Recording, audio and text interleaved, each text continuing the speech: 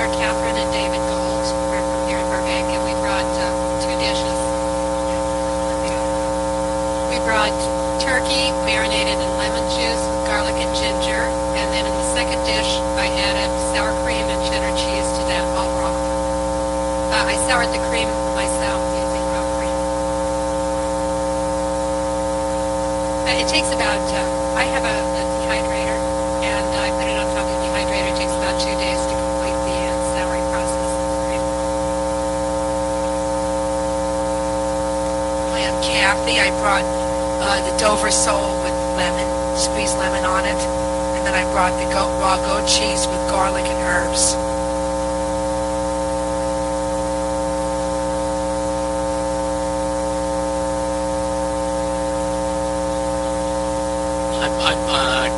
Katrina and I bought the papaya custard, and that's one large Mexican papaya, scraped down, no seeds, a stick of butter, half a stick of butter. I got a little bit more than half a stick in there, and with 10 raw eggs and 2 teaspoons of honey blended, and then put in the refrigerator to set. Really delicious.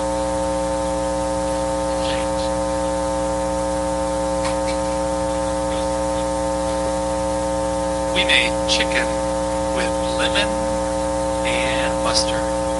Boy, was that yummy.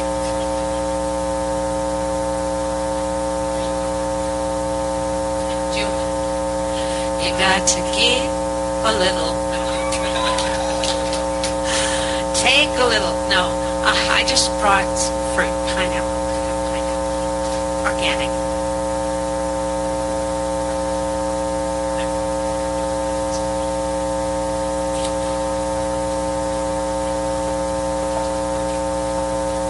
I just brought some cut up papaya.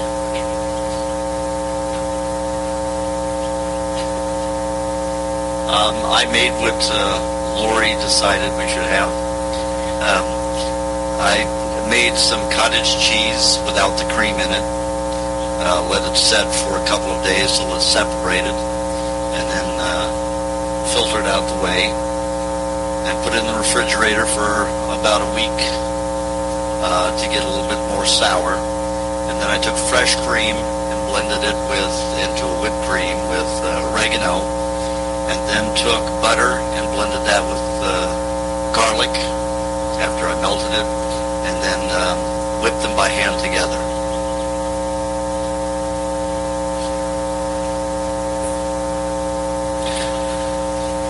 We brought some vintage sour cream, aged over 4 weeks in the refrigerator.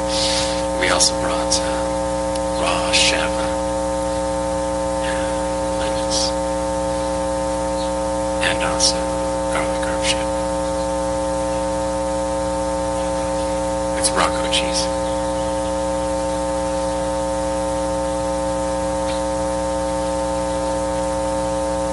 I brought something I called unstewed tomatoes. It was chopped tomatoes with raw cheese and olive oil and garlic and basil. And if you want to add any other herbs, go ahead.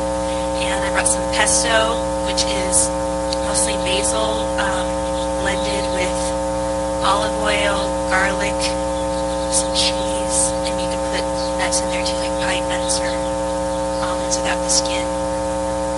Else, I guess. I just brought some ground beef. I brought my appetite. And the most delicious, beautiful creature I know, my daughter, Ellis. I paid him to say that.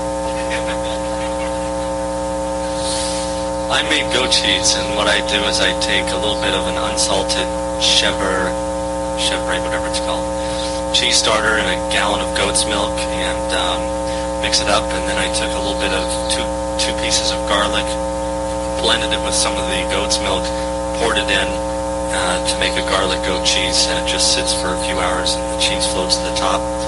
And then strain it through cheesecloth, and the longer you strain it, the harder the cheese gets. So I like the cheese more like a cottage cheese, so you just let it drain for a couple hours, and that's it. I brought steak and tomatoes.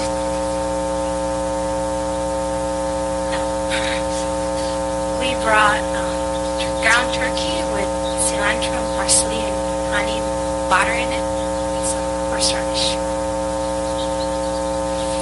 I brought pate and salmon. The salmon is wild caught, soaked in fresh squeezed organic lemon juice. The pate is New Zealand beef, a little bit of ribeye, a little bit of sirloin, and it's just put in the food processor with butter. And I recently just got some raw blood from Nebraska beef, so I added that. Some little tiny bit of onion, a tiny bit of Gouda cheese, which is raw, but it does have salt, unfortunately, for a few people. And I know I'm forgetting, and sour cream, all mixed together at the Hollywood Market. It was a very little bit. It was like not even an eighth of a cup, and it was aged. And I added that in. It was a very big bowl of pate at the farmer markets. Yeah, but they do have salt. And I brought salmon sashimi with lemon. How did I cut it?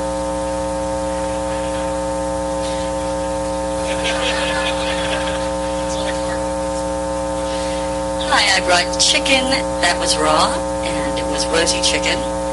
That was boneless breast chicken cut up and then soaked in lime juice overnight. And then I added honey to it and coconut cream. It's yummy, and it's really great. So, also, if any women are interested in a workout that goes along with this very well, come and talk to me afterwards. Thanks. I forgot in the pesto sauce, I put a little bit of lemon juice and a tiny bit of honey to preserve it. And in the tomatoes, you can also put a little lemon.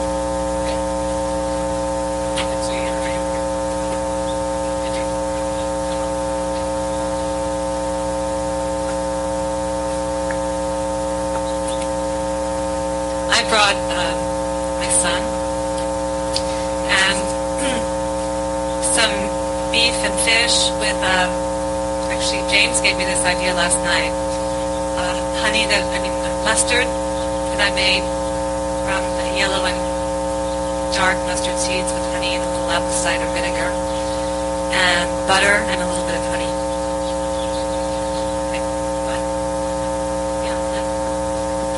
Blended for 30 seconds.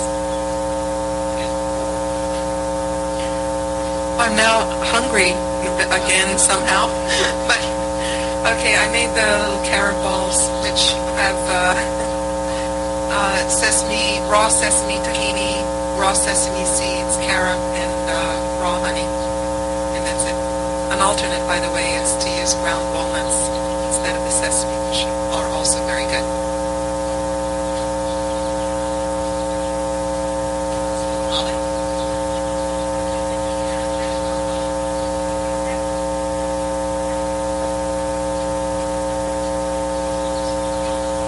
I made sweet, sour, and spicy salmon out of salmon, lemon juice, ginger, and honey. Hi, I made beef guacamole out of organic avocados, lemon juice anyway, and then white onions, 5 raw eggs, and beef. Yeah, about 2 pounds of beef. And it's on the list in there if you want to look at it and taste it. Okay, did we miss anybody? Anybody not say what you brought, what you made, how you made it? All right. Who made the custard? Okay.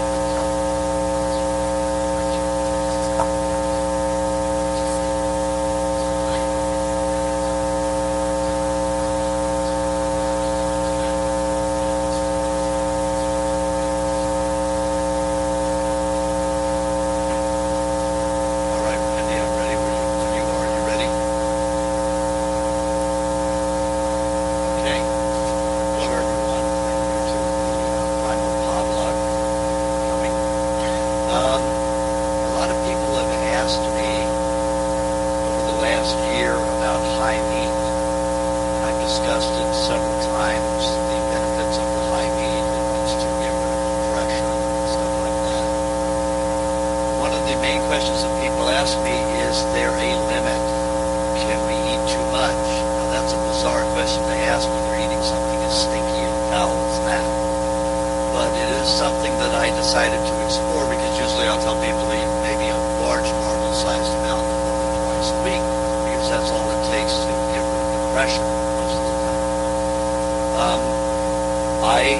Last Friday I ate 8 ounces weight-wise of high fish, and what it did to me, it gave me a nasty sore throat and started detoxifying my bronchioles, which are about 90% scar tissue, my brain, which is about 70% scar tissue. So I would say that the small amounts of high meat are wonderful remedies to eliminate depression, but any higher than that would be taking a chance on beginning a detox.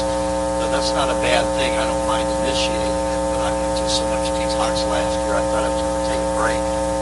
So you can instigate a detoxification if you want by doing that, I have found. Doesn't mean that it will happen to you, but it happened to me, and it might happen to you. Okay, let's begin the questions. I'll start here. This young lady right here. Yeah. Do you have a question? What about maple syrup? Maple syrup, as I said in my book, it's cooked, it's heated, very high temperatures, Very high. very high. What about brown spots on raw meat? Brown spots on raw meat, like freckles, or what do you mean?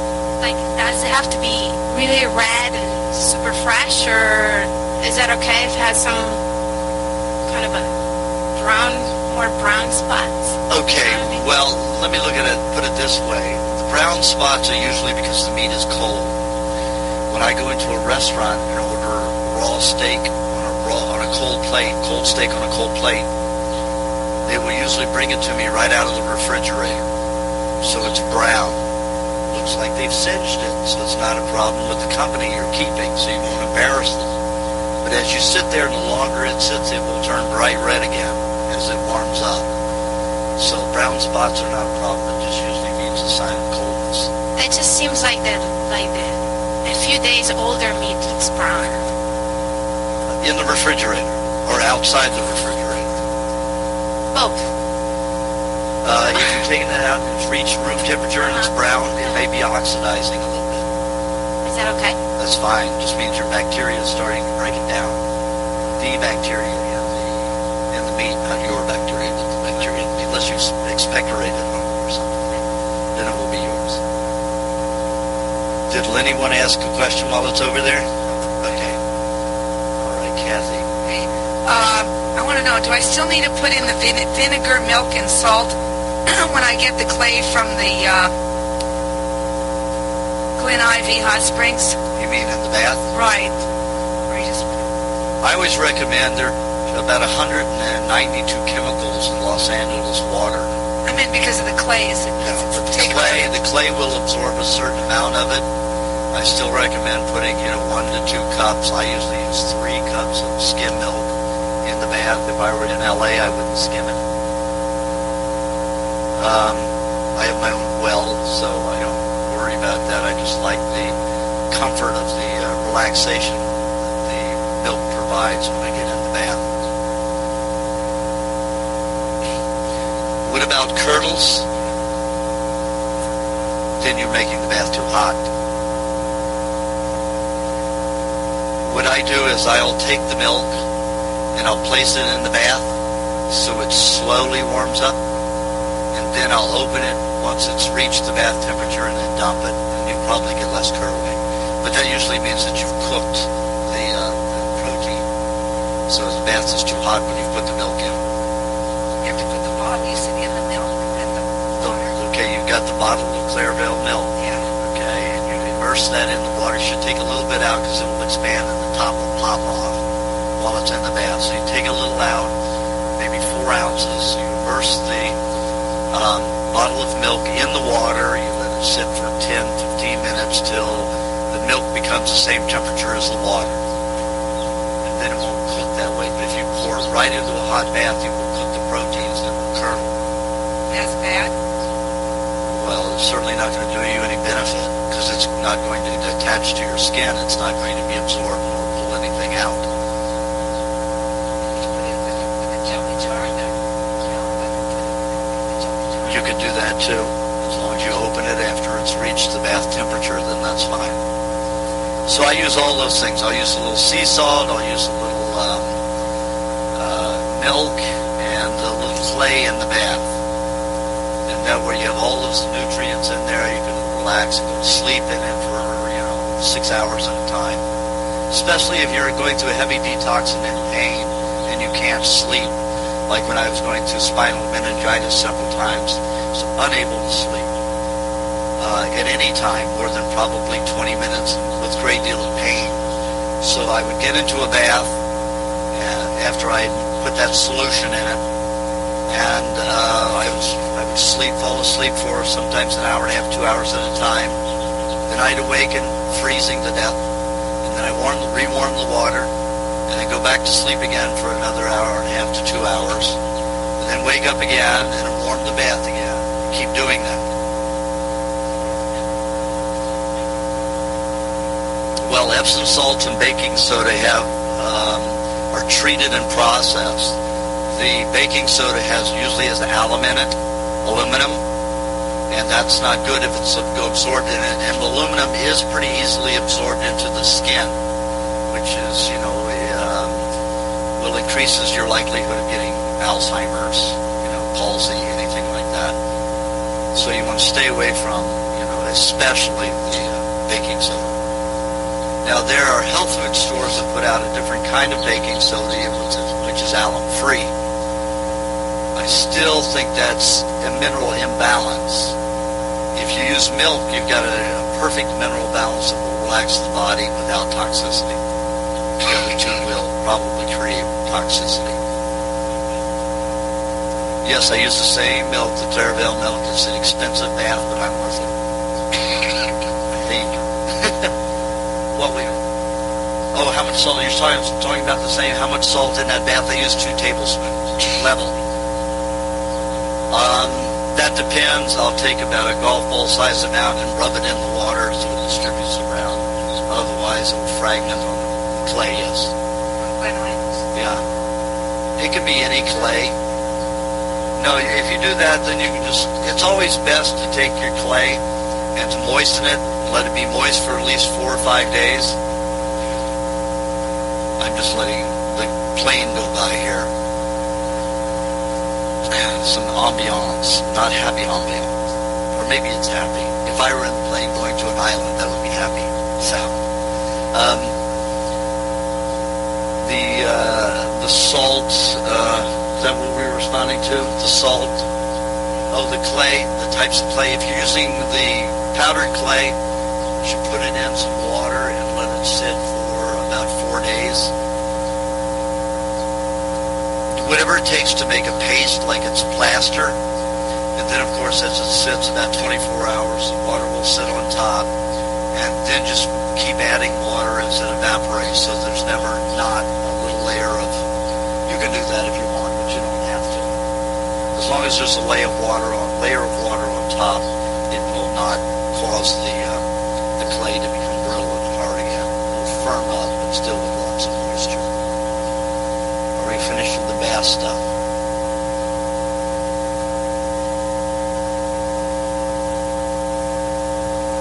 Yes, what the question is he wanted me to clarify that when I was living in LA, I used the whole milk with the cream in it because there were, like I said, 198 chemicals in the water.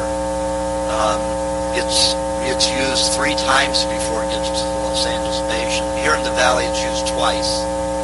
So there's about 160 some minerals in the water, toxins, chemicals in the water on the valley side. And the LA side, there's more. So when I was in LA living in Venice, I did use the whole milk with cream and all. Well, I spoil myself because I love baths, and I only take a bath maybe once every 4 to 5 days. I like to spend time in it because I have so little time. So I'll use the whole quart minus the cream. If I'm feeling very dry, I might use the cream even in the water.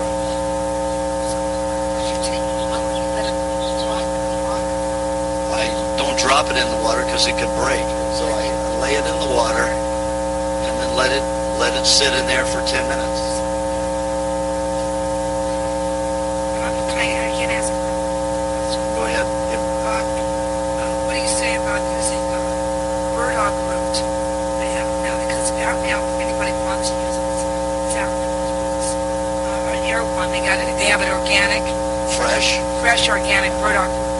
And how much you can use it by itself? Well, I still have never done a great deal of research on the herbs since the 70s. And I was not using meat at the time, so I cannot tell you what the benefits would be other than using it to reverse AIDS and HIV. And what I would do is take the fresh herb, I would grind it, or even the dried herb, and sprinkle it on top of blackberries and let it mold for about 3 months. Then I take the wash of that and have people drink it. And usually their T-cell count goes up anywhere from 10 to 20 in a matter of 3 weeks. Just because it says it cleanses the blood. So like, Well, I don't know that. You're getting your information from other people, and I don't know that I've proved any of that on the raw diet. So I can't answer that question, other than what I've said. Okay? Next.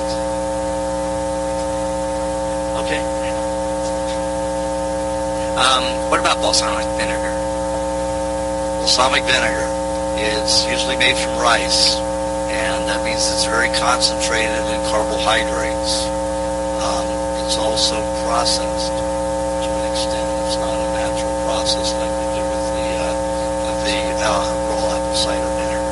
So it can create a very acidic condition in the liver and stomach and blood, and create some irritability, rashes, all kinds of things. Unless you're someone who is of a diabetic or hypoglycemic nature, whose blood usually is too alkaline, and then it probably will be as irritating. What did you mean by high fish and meat? High fish and meat is when you look at the fish and the meat and say hi. No, what I do is I'll take, for instance, I'll take 3 types of meats at a time. I'll take chicken or turkey, 1 fowl, 1 fish, and 1 beef. And I'll take 8 ounces of each and chop it, not finely, but, to chunks, little chunks. And I put it in I'll take 8 ounces, I'll put it in a pint jar, a canning jar with a sealable lid. And then I put each of the meats in a different pint jar. Every 3 to 4 days, I will take them outside, open them, wave them in a figure 8, get new air in it so the aerobic bacteria can keep going, and then I cap it. I put it in the refrigerator, and I can get the high meat to get full of bacteria. No, yes, 3 or 4 more days. You have to do it every 3 to 4 days, because it takes about 3.5 days to 4 days to use up all of the oxygen to grow the aerobic bacteria. Once the air is gone, the oxygen is gone, the aerobic bacteria stops right at that point. If I take raw meat and I put it in a jar and don't reopen it, it will last. I've had it last as long as a year. And it smells just like when I brought it home from the store. If it's in a glass jar. With nothing added, just raw meat? Nothing added, just raw meat, yes. But once you keep opening it, that's when you allow the air in and the bacteria to grow. I've always said that. I've always said wave in the figure 8. Or in the sign of infinity. I use those 2 expressions. And then you do that, and you let it grow. And then I had it up to about a year old, and it gets green mold, black mold, white mold, all kinds of great bacteria in it. Okay. And people who have had problems with chronic fatigue and depression. It usually removes the depression within about 20 minutes of eating it. Wow. Especially if you chew it. Okay. Now, the only thing is that it smells so stinky and foul that it's offensive and difficult, to take. I remember when I first was introduced to it in 1975 in Alaska by the Eskimos. If I got within 5 feet of it, I had a gag reaction and I was going to vomit. So I had to hold my nose to take it. And within about 40 minutes of taking it for the first time since I could remember as a child, I got warmth through my skin and bones, which I hadn't experienced because I had blood and bone cancer. I was very sensitive to temperatures. And if the temperature got below 70 degrees, I was starting to feel pain in my joints. If it got down to about 48, I was in pain, immobilized, paralyzed with pain. So after having this, about a golf ball size of this rotten meat, which I thought was herbs at the time, just stinky rotten herbs, because I didn't know meat turned green and black and white. So I ate it and it made me feel good for the first time. No, as a matter of fact, it doesn't. I just swallowed it down. I washed it down. It does not. What it does is it tastes. Stephanie got me to think this way because she says I chewed it, and I said, "Oh, really?" So I usually just tell people just wash it down with milk or smoothie or something. So I chewed it the next time after Stephanie told me about it, and what I suggest people do is get a swimmer's clip for the nose, and you don't have to worry about smelling it. Okay, we'll put cotton plugs in yours, sweetie. And that way you don't have to smell it, and there's no offensive taste then. There's no offensive taste anyway. It tastes effervescent, like the alcohol starts breaking it down.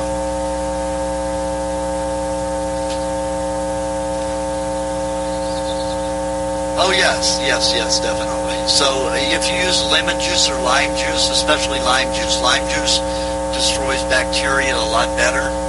And if you chew it, it will be absorbed right into the brain and you get happy pretty instantly. And there's a high to it. There's definitely a high, like you've taken something mild. Then you just figure you've canceled out that amount of time, and you have to start from there as far as waiting for that 4-week period for it to get ripe enough. No, it usually will only last a few days if you do that 2 days instead of 3 to 4. That's what I said. If you don't swish it around to get air in it, you're not getting enough air in it. Probably won't get very much down in there.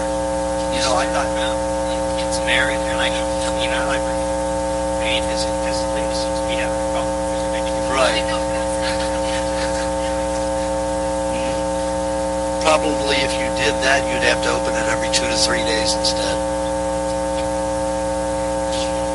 Yeah, do a figure 8. That way you don't have to open it every 2 to 3 days. 3 to 4 days.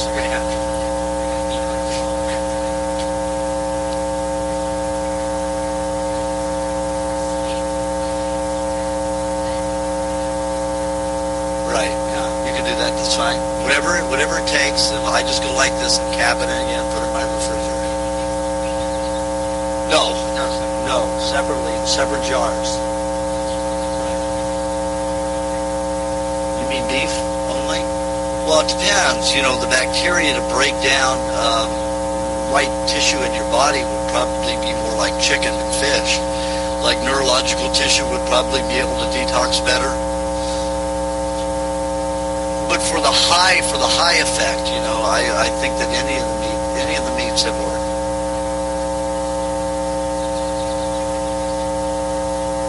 Only one a week. You could do 2 of them a week, like I say. You could have, like you open it every 2 to 3 days, you could have one of them each time you open them. But only, one at a time, I would suggest. Oh, it'll go away for usually a week. If you have a chronic diagnosed problem with depression, then you probably need to take it about a week. Some people need to take it twice a week, but mostly once a week. Well, it depends on the neurological makeup, the biochemistry of emotion. When you go through trauma, the body registers it as a biochemical substance, and that stores like any other toxin in the body. And when you discharge it, you will have those same experiences. You will remember what happened at that time with that toxicity. People just relive it.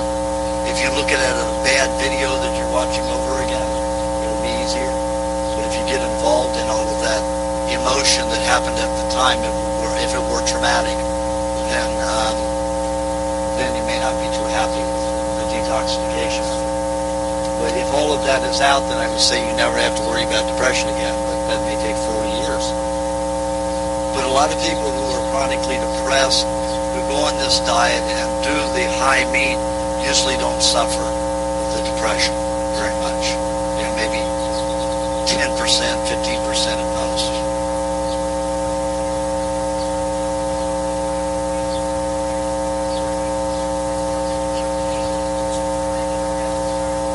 No, you can still use it. It's just that it won't be as progressed as you think.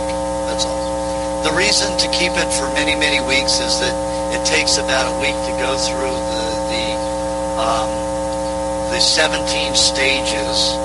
There are actually like 15, but then there's 15A, B, and 17A. There are about 17 stages altogether of aerobic bacterial transformations or mutations.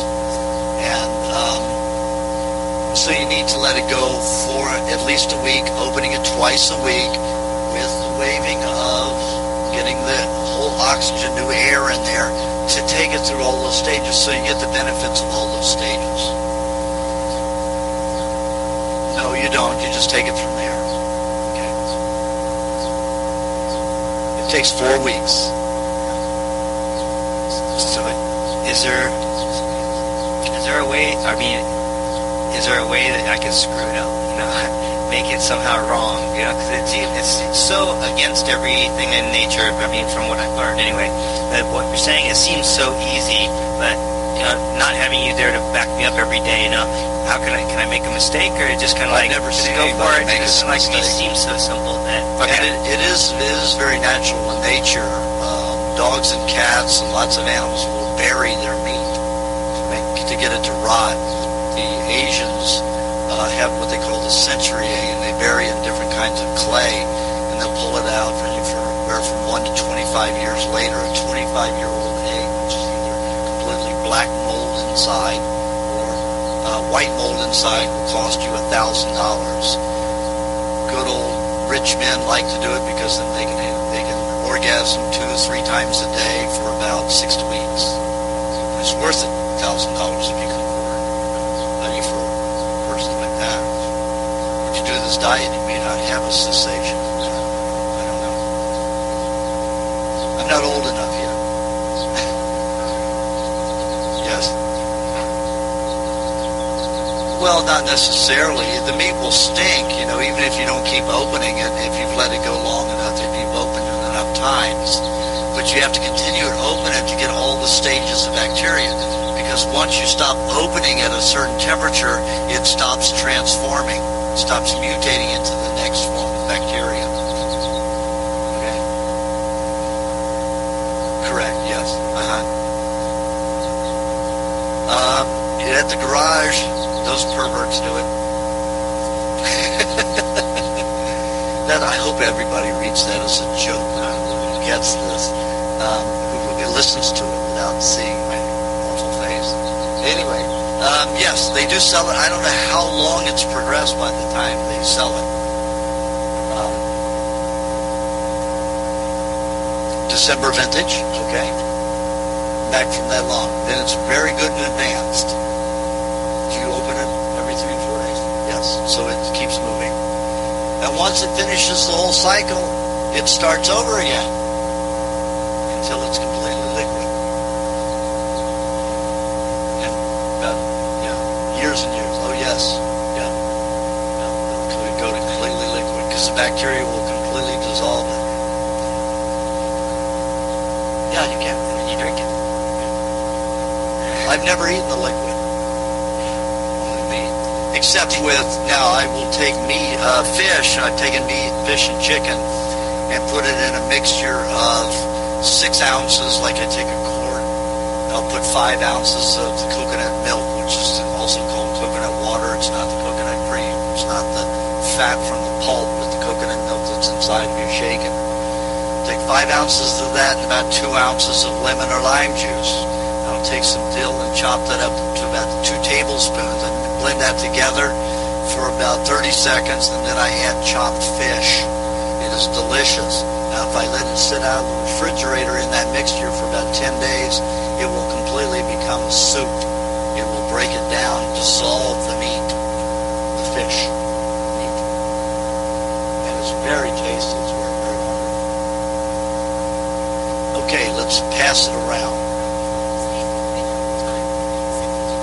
Yes. Now, I've worked with some outside the refrigerator, but it moves so quickly through the stages that it's, that would take a lot of oversight, and you probably have to eat a lot more often than you would like, and it would probably stink up your house. So that is very, very sealed container. Yes. Aajonus, on the parasites, how they eat just our dead cells. I see. They don't eat just dead cells. They eat good cells. Eat generative cells. No. But they don't eat good cells. No. So I wanted to ask you. I've seen this Hellstrom Chronicle where there's these bugs that could not live around radioactivity. They just die. Mosquitoes, I think they were. But over generations, they mutated so that they could live with the radioactivity. And I'm just wondering, with the parasites, if they're in your system long enough, and can they mutate so that they do eat good cells? They probably could if you just continue eating garbage food. Garbage food. Yeah. But this diet will cleanse that out. Correct. Yeah, and you've got enough. If you're eating enough butter or cream or some, fats, animal fats, then your cells will have a good protection, so they won't, they'll have put off an odor or oil that repulses the bacteria or the virus or the parasites.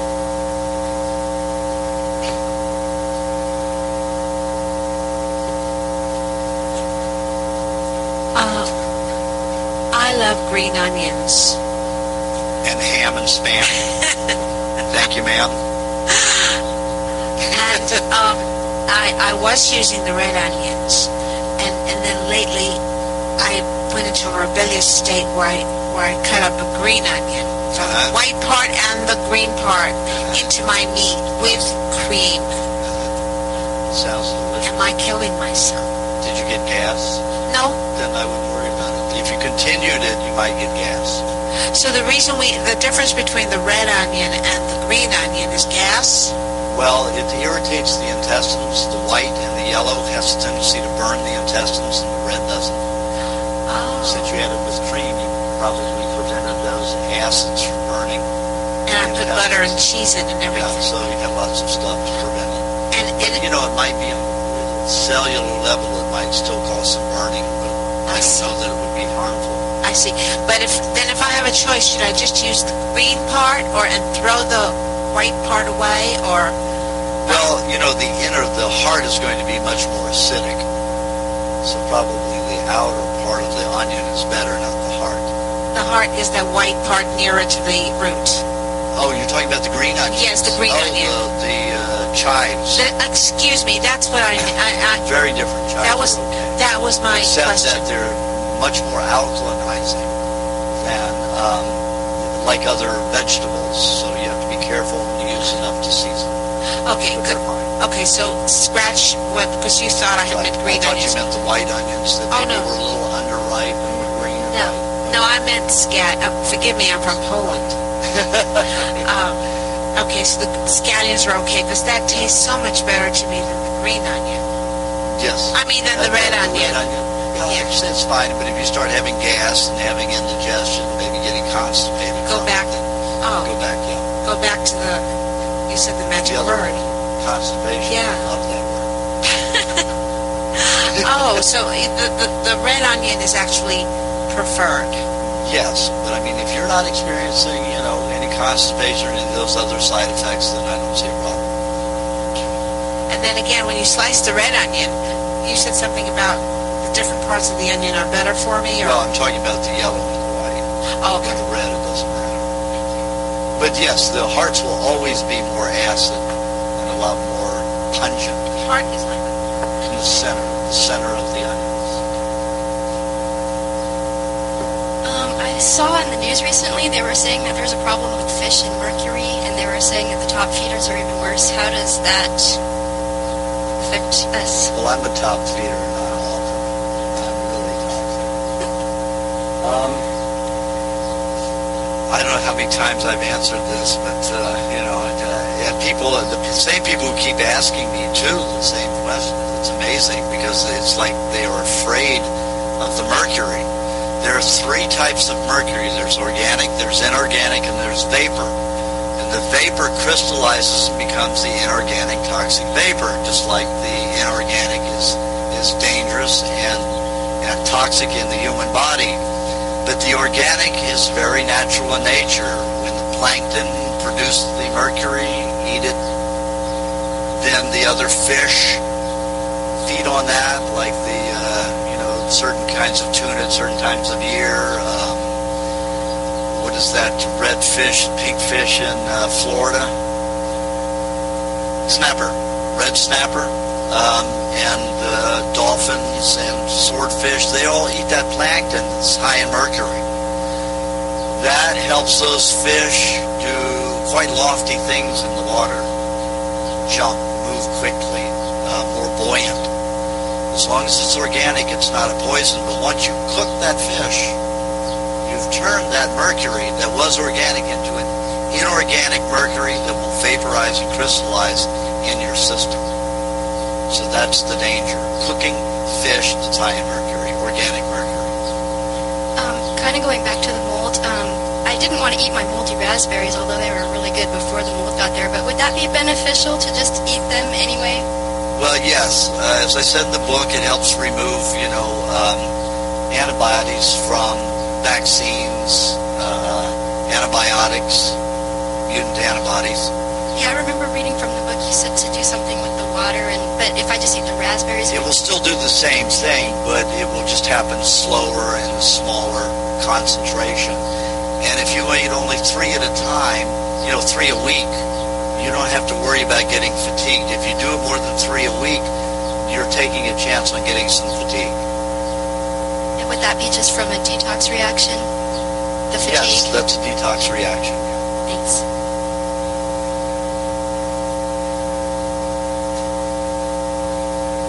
Well, it can be a little moldy. It can be very moldy. Again, those molds have different stages of evolution, so they will break down younger and more mature antibodies, and those are stored in the bones as opposed to the tendons deeper in the marrow.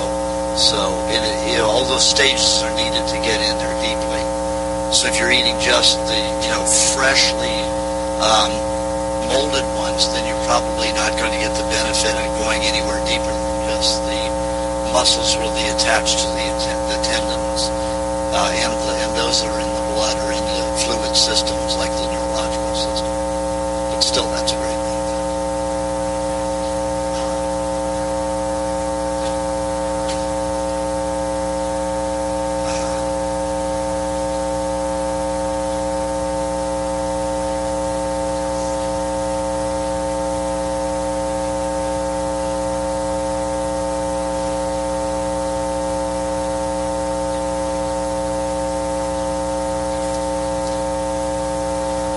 What you can do is you can mash it or blend it, and then just separate because the seeds are very heavy. They'll go to the bottom and just spoon it out or pour it out.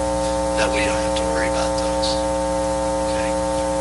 And yes, you can. It's better if you're trying to get rid of toxic metals and toxic antibodies from the body. It's always best to use organic. Okay. If the raspberries are not raspberries, any of the berries are not organic, they won't do what you want them to do. They will not be pulling out the toxic metals, dissolving those compounds, or the mutant antibodies. Those minerals that are in and the constituents that do that activity in the berry will become moot. It will not be active. So it's better to use frozen berries than inorganic fresh berries. As I said in my book, I've found that there's damage to fruits when frozen. I haven't been able to correlate any ill activity from that other than, it creates the same bad sugar reactions if you have too much sugar. And the berries all have less sugar in it except for strawberries. Raspberries, blueberries, mulberries, boysenberries, blackberries, all of them are low in sugar compared to other fruits. So are cherries and grapefruit. Those are lower in sugar content. And they're less likely to make you emotional and teary-eyed and anxious and nasty.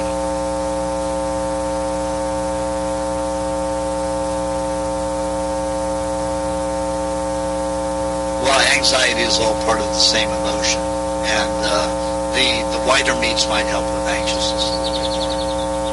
Anxiousness is usually too much adrenaline in the system or too much testosterone, one or the other. If it's too much testosterone, I suggest people masturbate, as Dr. Ellis suggested way back in the 60s, Guide to Rational Living. If you're nuts, it's better not to beat up your partner and the ones you love, go masturbate. And what that happens is it takes those toxic chemicals as hormones and it turns them into endorphins, which makes you high and happy and removes you from pain and anxiety. Okay, next. Yes, thanks. I've been talking about the program I've started because I'm cut hair in the salon. And I mentioned about raw meat and so forth, and people bringing up all kinds of interesting questions. One of the main ones they're worried about is parasites. And I explain to what limited knowledge I have why they're good. And then someone mentioned this book called Parasites Rex. And I read part of it, and they're talking about sleeping sickness and certain worms as for eat your brains and all kinds of really heavy stuff. And when I showed it to James, he says, yeah, they're trying to scare you. Well, they do a good job of that. And my question ultimately is there a limit to being parasites and their goodness or badness, or can you explain this enough to where I'm well-armed to answer the questions? Well, all of those cases that they talk about they've correlated them with those parasites. It isn't the parasites creating the damage. They are there as a response, as a symptom of the degenerative tissue in the brain or liver, wherever the parasites are found. So if you have massive slaughter, massive decay from some poison you've eaten or accumulation of poison, you still can't blame the parasites. They are the symptom. They're there to help you. Of course, if you're not eating properly and you add the contamination constantly, then of course you're going to provide a lot more damage for the parasites to eat. And they can eat you completely if you're all toxic. Is that even true of, like, you're walking through the jungle and something enters the bottom of your foot, that kind of thing too? So no matter what? Well, that to me is one of those Hollywood horror stories. They enter through the foot. I think that is so much bull malarkey. It's incredible. They will do anything to scare you because they have no proof. They have not ever had any body step on a parasite and pass through their foot. They've never proved it in a laboratory, and that kind of speculation should never be accepted as truth. It's absurd. I've eaten the parasites, purposely brain-infested with parasites from a calf. I've eaten mad cow, of course. That's no big deal to me. The parasites from the tripe of chicken. I've eaten pinworm-infested salmon that was undulating, white, moving, and I didn't get parasites once. So I hear all these stories about getting parasites from raw meat, but I haven't had any evidence that you can get it, that you can actually get it from eating raw meat or parasites. Again, if there's degenerative tissue in your system, you're going to produce them. There's one experiment I did in the mid-'80s with a laboratory technician. We created a hermetically sealed environment, and we created oxygen for that room with a HEPA filter, and the oxygen produced from a natural source, which is corn dracaenas.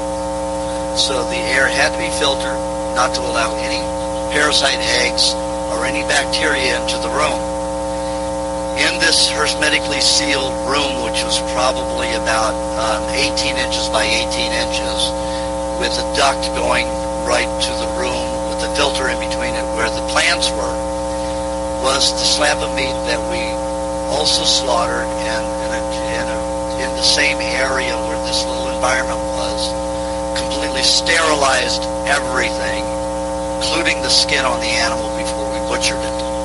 Then we went deep into the animal and took the meat out of it, and then set it again on a sterile plate, a sterile dish, which was porcelain with no dyes in it, that was made from, I forgot, Windsor clay. And we placed that on and then put it in that environment, so it got no other oxygen. Didn't have time to get exposed to anything. There was nothing there to expose it. In 3 days at the animal's natural body temperature, worms spontaneously occurred. So what we derive from that is every animal cell has the seed for parasites. Do you need them? Is it necessary to have them active? That depends on the amount of degeneration and the danger to the body. The greater the danger, the more you're going to have parasites, because they can eat 5 times faster than your body can use a solvent process to dissolve the same organic compound and get rid of it. In that regard about parasites, then these horrible stories in the book, their solution would be to go on the same diet you're proposing, and then that would probably reverse everything and be fine, correct? Yes, unless, they're so toxic. I've met some people that let's say they're octogenarians and they're very close to only 22% alive, and if it isn't solid scar tissue, and a lot of it's degenerative active tissue that's starting to decay, and if they got a parasite, it may not reverse. But generally, if you're on the diet and you get a parasite, or if you have a parasite and you're not in one of those conditions already, I've never seen a problem. I've never had somebody who wasn't in one of those conditions that wasn't under the care of an MD. So there's no way that I could say that, yes, somebody who's already in that condition can reverse it. I see. You mentioned scar tissue. What kind of a category of tissue is it, other in terms of decaying or sustaining? Okay, scar tissue can be mummified cells. In other words, they don't decay, they don't rot, they don't mold easily. The body has preserved them in a way, like right here, they don't function as live cells do. They don't produce their prostaglandins, they don't secrete oils, nothing like that. It's scar tissue. Dead cells are really inactive, but they're filled. They do not break down, they don't rot easily. The body has made the chemical structure like we embalm so that they don't mold and rot. Okay, the body embalms them, so to speak. If the body hasn't embalmed them, then there's molds and bacteria, decay, degeneration, virus, parasites, anything can work at dissolving them because they have to be eliminated if they're not embalmed and scarred. Okay, so the scar tissue, in a sense, is tissue set aside for future regeneration when the body's ability to do it? No, it's for later dissolution. And parasites can eat and feed on it, definitely. Okay, molds don't work easily. And nor do virus or bacteria work on it easily. Bacteria can and virus can, but it's not readily something that will happen. Well, you mentioned I have a spine full of scar tissue and most of my portion of my brain as well. So the diet's going to replace that tissue over time. Yes, it will dissolve it either by the solvent process or bacteria, virus, or parasite. It can do it. Thank you.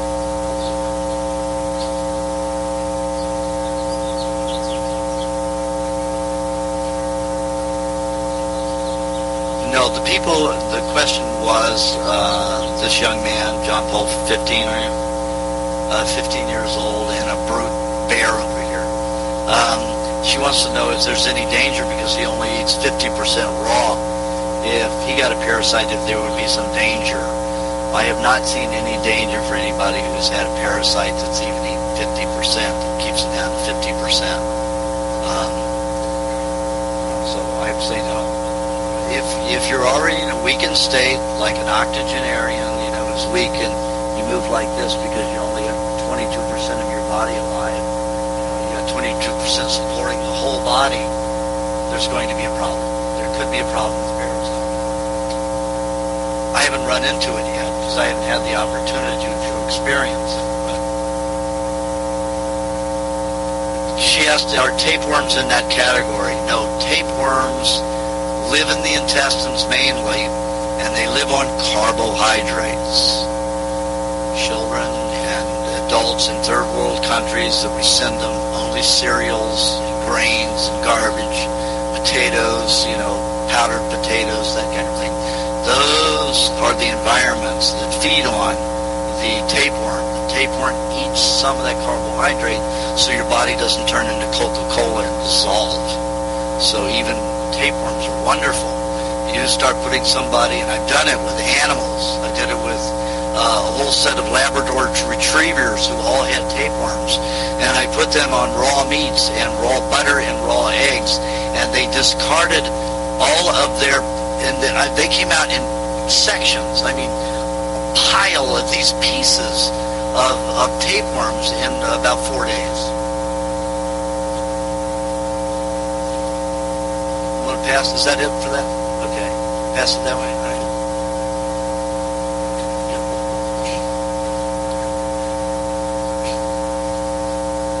Just real quick, I accidentally found out the same thing with my cat. If she eats dry cat food, she'll get worms. And even if I give her 25% raw meat, the worms go away.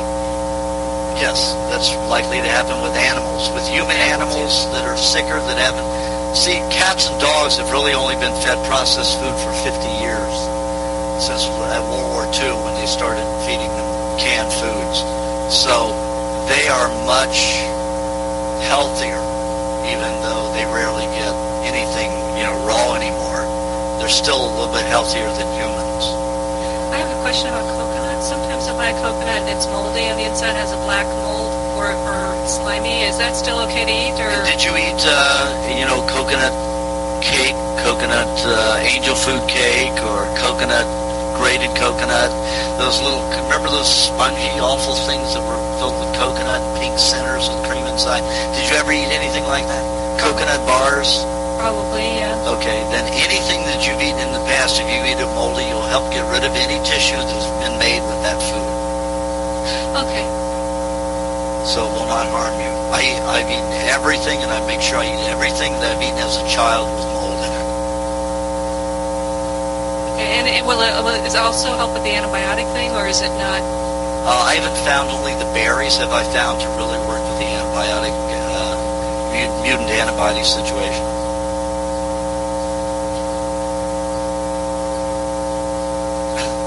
On that last example that you just gave, seems to me that's just a homeopathic principle, which is a little small part of something that wouldn't be good for you. If used because you've already had a problem with it prior, you're putting it into your system and it's giving a message to kick it out.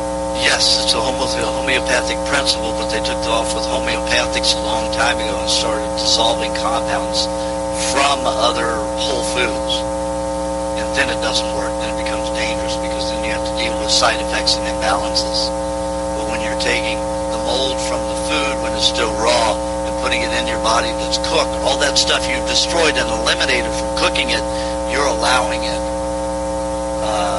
you're placing it back in your body to go in there and help break it down. Everything that's organic has a process, even as inorganic, has a process of dissolving and recycling in nature. When you cook it, you destroy that. So all the help of natural recycling is lost. Iron, how does it dissolve in nature? It rusts. Rust is a mold. All compounds do that. When you cook it, heat it, you destroy it. Of course, you can't do that with metal easily. You can raise it to tremendously high temperatures, and if you expose them to lots of moisture for a long time, they'll still rust. The components of our animal organic tissue do not respond the same. It takes a lot more. So if you infuse them into spoiled foods that you've eaten, cooked, you will help remove any tissue developed by those that need those compounds, those bacteria, molds, yeast to break them down.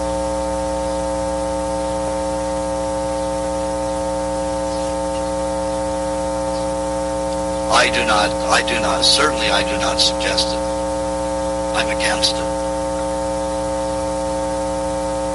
I'm against using any homeopathic processed substances, whether it's derived by alcohol or whatever process.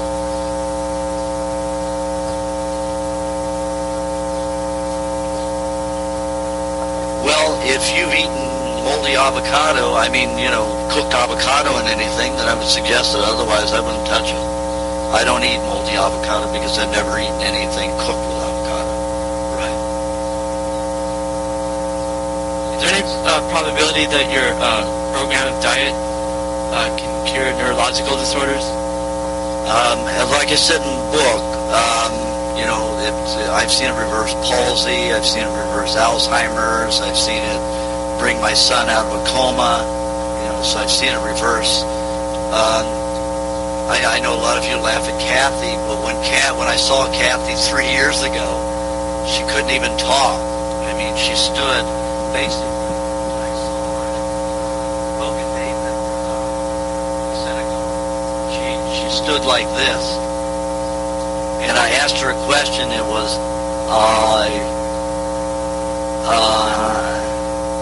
and it went on like that. The conversation, took quite a while, and I also mentioned Lewis, who had the same problem, and now you hear he can't keep her quiet, and that's a good thing. She still doesn't get, her mind doesn't work as quickly as ours because she used to be being very tense. Her mother was very ashamed of her, so her mother was very rough on her, and she was always putting her down, and that has affected her whether she acknowledges and understands that or not. Her mother's not naturally cruel, but her mother was just frustrated. And I've seen it reverse lots of neurological damage. I have not seen it correct my thumb. When I was about 8 years old, I was hunting lightning bugs, and I was encapsulating them in my jar, and they would die, of course. And I was running after a lightning bug, and I fell on the concrete, and it cut my thumb off. So they put it all back together, and then a week to the day later, my brother got upset with me, and he went and ripped it right off again. They couldn't put it back together, so this thumb does not bend. It moves, but it does not bend, because there are no tendons attached to it except for this way. So I have not seen this correct yet. Now this finger had been cut off on a lawnmower when I was 3 years old. I was very jealous because my neighbor, a young kid, got to use our brand new push lawnmower, and I was not going to let him do it, so I went right down into the blades and stopped it, and it cut my finger off, the end of my finger. So they grafted skin from my arm here and put it on the finger. Now that became as hard as rock. I could hit anything. I could put my finger right through glass with it. When I started eating raw meat, within a year it started festering up and blistering, and guess what? It's all natural and it's feeling again. You got rid of it. So. What are the brain cells too? Could affected brain cells be fully regenerated? As far as I've seen, yes. I don't know how many years it may take, depending. Now, Lewis was on the diet very strongly, 100%, and then he ran into, after about 7 years, he went from saying, a simple sentence would take him 3 to 5 minutes to talking almost normal with still just a slight bit of stuttering. And that was only because he would get nervous because he wasn't used to being able to talk. But he got into a whole network of vegetarians that talked him into not eating meat anymore. So he went almost 10 years without eating meat. So for that whole time, he did not develop and did not change. then he realized the difference, so he began eating meat again. But then it was slowly, because he still had all these vegetarian friends, and he would do it, clandestinely. So just in the last 3 years, he's back to eating, meat a lot, and he's getting better again. So as long as you provide the fresh raw meats, the body can improve every day. But if you don't, if you're just going to poison the neurological system or any system, it's going to deteriorate.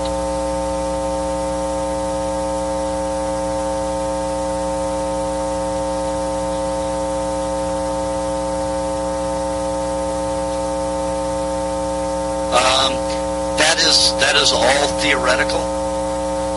The question is, Sally Fallon was here in town last week, and she gave a talk, and she said that cooking the meat helps open the protein. Only if you're somebody who doesn't, theoretically, only somebody who does not have hydrochloric acid would that be a problem to break down protein. And when you cauterize it, you're making it a lot worse to open it when you cook it. So she's looking at the theoretics on proteins as they exist in things like grains and vegetables that we cannot digest in raw form. But meat is entirely different. I had a vagotomy pyloroplasty, which means I have no vagus nerves going to my stomach. I do not create hydrochloric acid in my stomach. I have it secreted in the intestines, as all of us do in the small intestines. But I do not have any in the stomach, and I do very well with lots of raw meat, and I digest it very well. Although I'm very sick and feeble, as you can see, so I'm full of shit. What's the difference between cream and butter? Mainly because, I've made butter from cream, directly. So couldn't I just have cream with meat rather than butter? Well, it depends upon your condition. If you want your skin to clear up, butter's better. And that's what you asked me. So I insisted that you have butter if that's what you want to clear up. If you want to calm the nerves and relax the brain and anxiety, then cream's better. Okay? But to get lubrication to the deeper tissues, the skin, the bones, the connective tissue, the tendons, the lymphatic system, butter is best.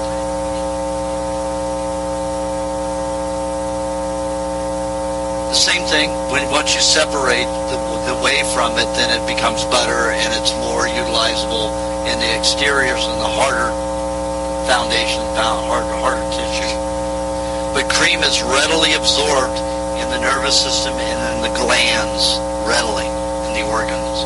And let me tell you, you will not get any to your skin, to your bones, to your lymph, anywhere, because your body is much too starved from what I've seen, and it will never get to the skin.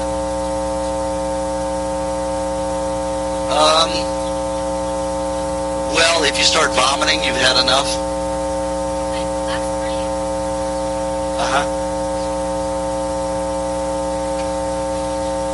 Well, there's lots of people who have to build their liver up to be able to digest enough. But I forced it. Like when I said in my book that I ate the poison mushroom and 90% of my liver was destroyed, I forced myself to eat a pound and a half to 2 pounds a day to force my liver to work. Pound and a half of butter, pound and a half to 2 pounds of butter a day. And I was in excruciating pain, but I knew that I would not survive unless I did it. So, your digestive, your liver you'll melt it into shape, or you can do it hard or soft, depends on how quickly. But I was an invalid, so I was not going to be patient. I was going to force it, push it, and I did. Okay. You mentioned last time, and I didn't fully get it, so I'm going to ask the question again. I'm sorry. All right. You mentioned not to drink milk with smoothies, and there was some logical reason for it, and I just... No, I'll explain it. I know what she means. Yeah. Okay. What she's asking is, smoothies in the book, I talk about having fruit with egg and milk, or just fruit with eggs, or butter, anything like that. Anytime you mix fruit and eggs, I call it a smoothie. whether it has milk or cream or butter in it. I found over the years that using the fruit with the eggs will cause more detoxification.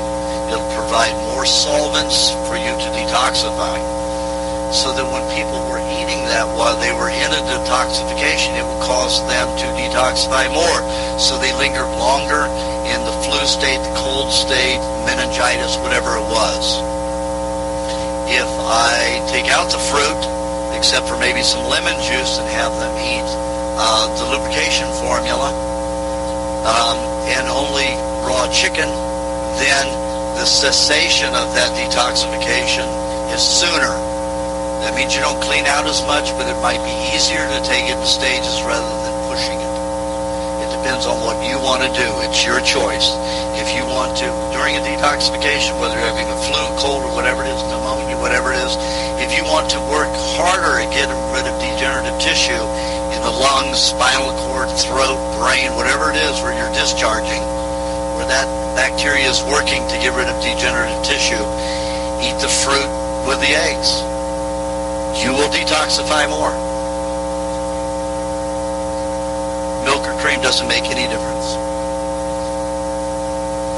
The ice cream, because of such a high proportion of fat, it's more likely to go into fuel than solvent. But it's still, some of it will, but that's not a bad thing, as long as there's enough fat with it.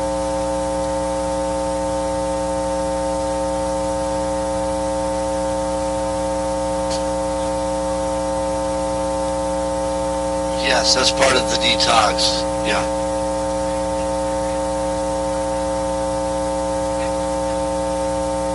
Correct. Yeah. Correct. Yes. Right. Because I've asked people to limit their raspberries to cream or butter or coconut cream.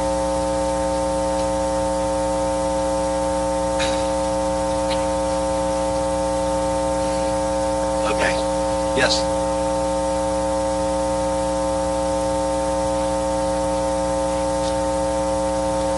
She has cancer of the nose. She's lost half of her nose, okay, and it's still open. She had radiation therapy, which prevents regeneration of tissue. So until we get all the radiation out of her, as she emits cancer cells, when they die, they put out a serum that melts all the other tissue around so that your body can instantly dissolve tumors. But because she had the radiation, she was impaired. She doesn't heal properly. She had a lot of radiation there. Okay, so we're trying to get rid of the radiation so that she can start healing and keep the detoxification so her nose won't melt away until we get rid of that, so she can regenerate as fast as she's detoxing the cancer.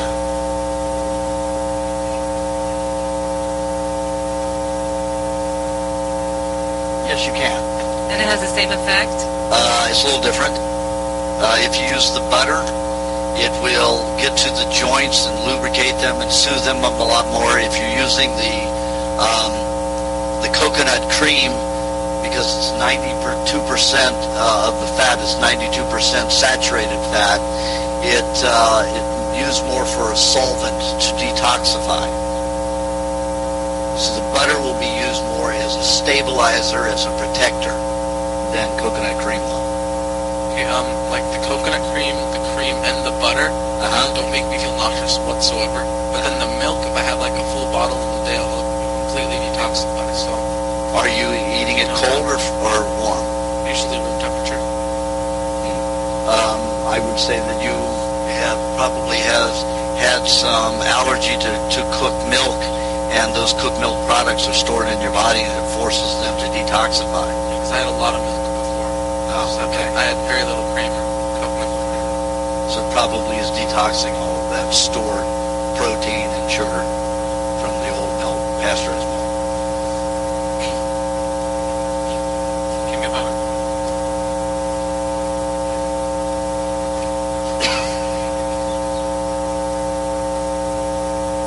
I've eaten cooked foods most of my life. Would you suggest eating fermented each one of those? Yeah, moldy or fermented, definitely. Small amounts, therapeutically. Well, it depends, it just means you might go into more colds and flus more often.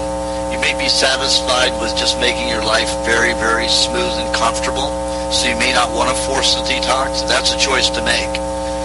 Because like I said in my book, people who have eaten cooked foods all their life and they're up there in their 60s and 70s and 80s, they don't want to detox anymore.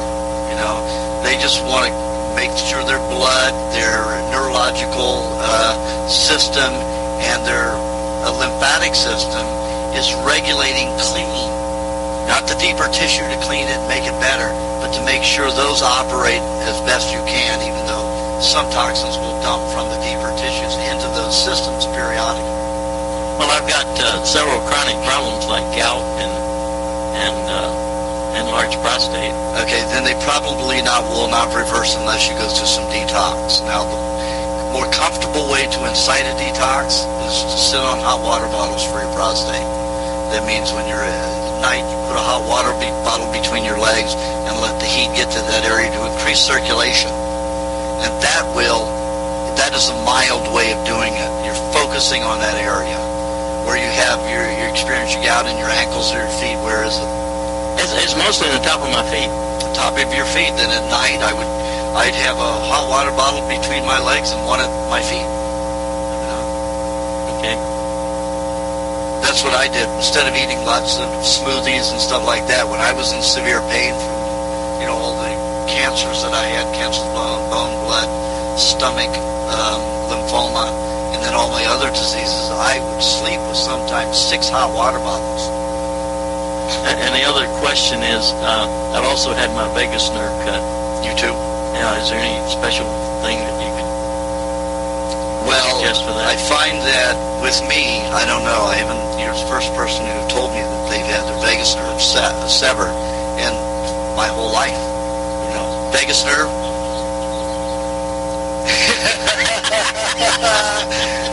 Yes, it is. We're not allowed to gamble anymore. The vagus nerve is your thickest belt of nerves, and it comes down from the brainstem, goes to the stomach. Those are all severed so that hydrochloric acid doesn't dump into the stomach. They usually use it with people that are over 60 who have ulcers, and it prevents the hydrochloric acid from irritating the ulcer, so hopefully it will mend. You don't remember the book? Read the book. Yeah, I had an ulcer that went tumorous. Yeah. Okay, yesterday I had a very emotional conversation on the telephone for about Speak closer to it because of the plate. I had a very emotional conversation on the telephone for about half an hour. And then after I got off, I felt a whole lot of stress and tension in my body. And so I thought, well, maybe if I have butter, it's going to calm everything down. And I had about 1/3 of a pound, and I usually feel fine after eating butter, although yesterday I felt extremely nauseous after eating the butter. So was it the wrong food, or... You must have been talking to a witch. You got somebody upset, right? And so is it a good thing, the nausea with the butter, or is it a bad thing? Well, it's just an indication. He normally can eat 3/4 of a pound of butter at a time and not get nauseous. As I said, you have biochemical substances from psychological trauma, emotional trauma, biology of emotions. The best way to get rid of any poison, any toxin in the body is for it to dump into the stomach. Well, guess what the body wants to do when it gets it dumped into the stomach? It wants to vomit. So the automatic reaction is nausea. If you can dump it out the stomach, then your body doesn't have to process it all the way through the body. That's why I said in the book, the best thing you can do is vomit. The next best thing you can do is have diarrhea. Quickest way to get those things out of the body. Not very convenient and not very pleasant, but it's the quickest way to get that out of the body. It's been my experience that if somebody can vomit, they can eliminate, from one vomit, they can eliminate about 3 days of toxicity that would pass slowly out the system. Diarrhea, 1 day of diarrhea, if it's consistent, can eliminate a whole week of toxins coming out slowly out of the body. If you are nauseous, then I always suggest that you induce vomiting. Well, usually if you eat, like he did, lots of butter, and then stick your finger down your throat, it'll work. Or if you eat butter and egg together, you know the old saying on the poison bottles, swallow an egg and vomit. You know, basically, so they tell you to swallow a raw egg. The raw egg will absorb the poisons, and then you vomit, and it'll bring it right up. If you're nauseous, induce vomiting, that's a sign. That's a sign that the poisons are dumping into the stomach. No, then you're just going to vomit your food and not poisons, right? And I said there's another way in the body. If you want to handle it, you're going to eat cheese and then pass it through your system. It's a slower way out, and it's a waste of some good nutrients. But then if you're swallowing an egg or butter and vomiting that's a waste too. So it's up to you how you want to pass it through. You have three options.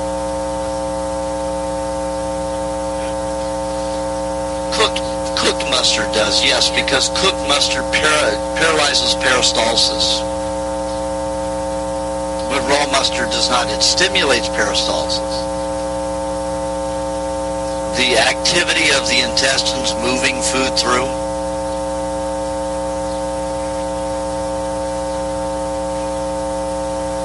Yes. Eat everything that does not combine. So, let's say a mixture of 3 ounces of vegetable juice, 4 ounces of milk, 1 egg, 1 to 2 eggs, 1 to 2 ounces of vinegar,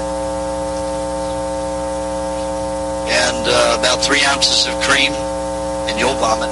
You'll get diarrhea. Because nothing of that digests together. It'll help, but it won't cause a larger reaction. If you need to really push things out quickly, yes. I want to ask you a question. I know the answer, but I just want to hear the answer. You like to hear me talk? I want to hear it. I've got several $1,000s worth of vitamins and minerals and things. Best thing to do is just put them in the trash can? Oh, no. They're great for plants. So blend them with some water and spread it out among your plants. See, all that's, if it's taken from food or, rock or any kind of substance, plants eat that. That's what they eat. The rain comes in with the bacteria and the moisture, and it causes funguses and molds to break it down so that they can process it. They eat inorganic matter and make it organic so that an animal can eat that and other animals can eat those animals. That's basically where we are. So all of those vitamin supplements, feed them to your plants if you had any. And let me tell you, I did it one time, and I had a pine tree grow 1/4 its whole size in 1.5 years, 18 months.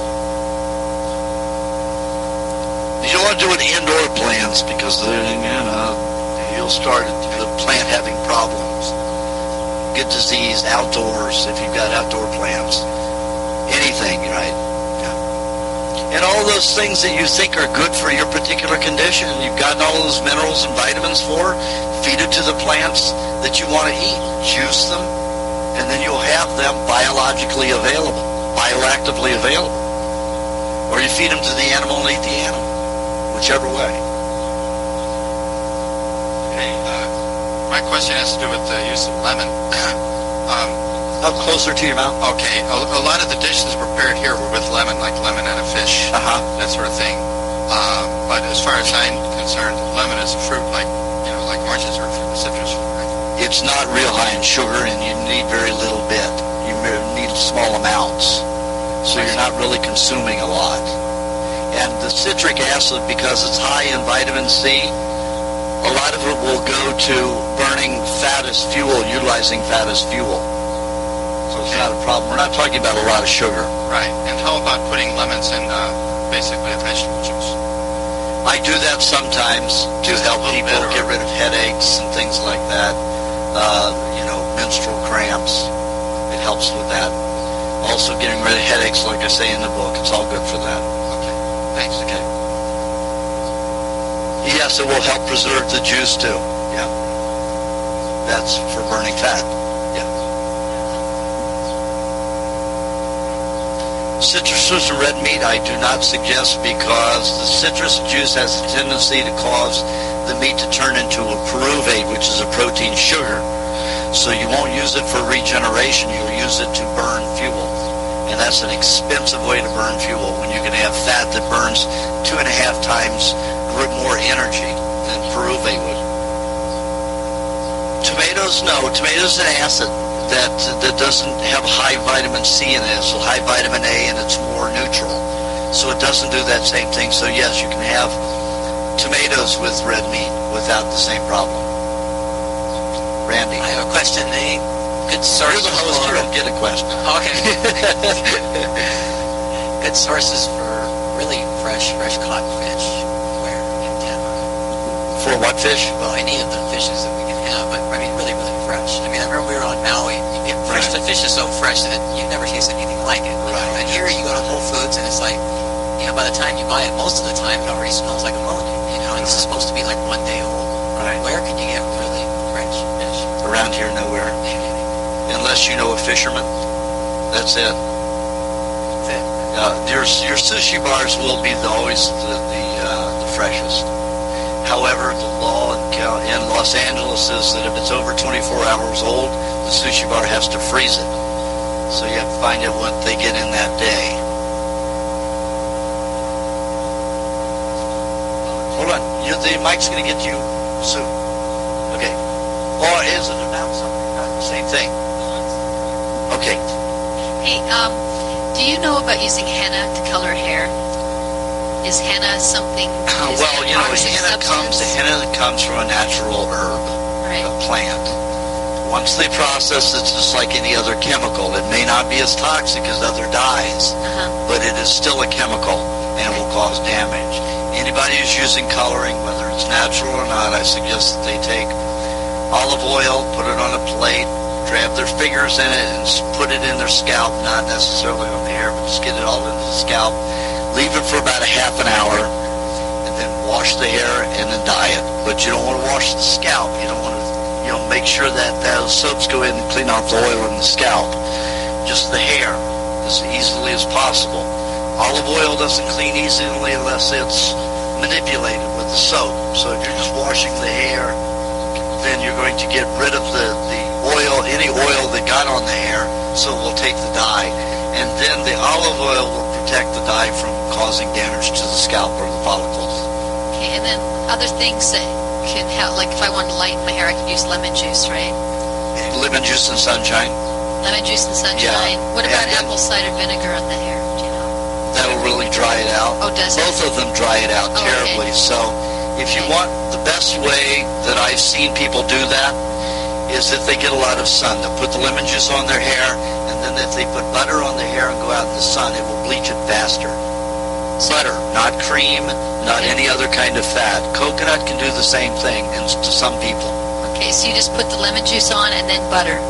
Yeah, you put the lemon juice on, get out in the sun for the day, then the next day you go out in the sun, you put butter on it. Oh, lemon juice one day, butter the next. Correct. Okay. All right. Thank Otherwise you get too dry and keep using the lemon. Okay. Thanks. I use 2 ounces of vegetable juice, 1 egg. Okay, my shampoo, I use 2 ounces of vegetable juice, whatever I'm making at the time. It's always the green stuff. And 1 egg, 2 ounces of milk, and 1 heaping tablespoon of honey. That is my shampoo and my body soap. And what I do is take a brush and I scrub off any dandruff that I have, because I don't wash my hair but once every 3 to 4 5 days, along with my body, and then I apply it. I wish it would work for my breath, but when you've got a vagotomy, you have to live with bad breath your whole life. Anyway, I put it on my body dry, and it helps break down all the dirt and the grime and the fat, plus it feeds the skin. And then I get into the bath. I may leave it on my hair for, 10, 15 minutes while I'm in the bath before I clean it out of my Cream or butter? Or milk? No. That's my toothpaste. No, it's very nice. If you use butter or cream, it's very soothing. Very nice. Soothes the gums, soothes everything. I have, I have the natural well.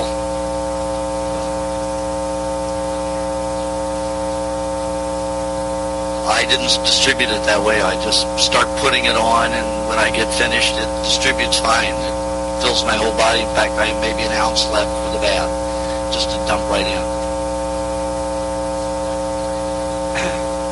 Yes, because the body discharges poisons out the gums and off the teeth. The plaque is usually inorganic minerals or cauterized minerals from cooked food that discharge with some good organic foods from the food that you've eaten.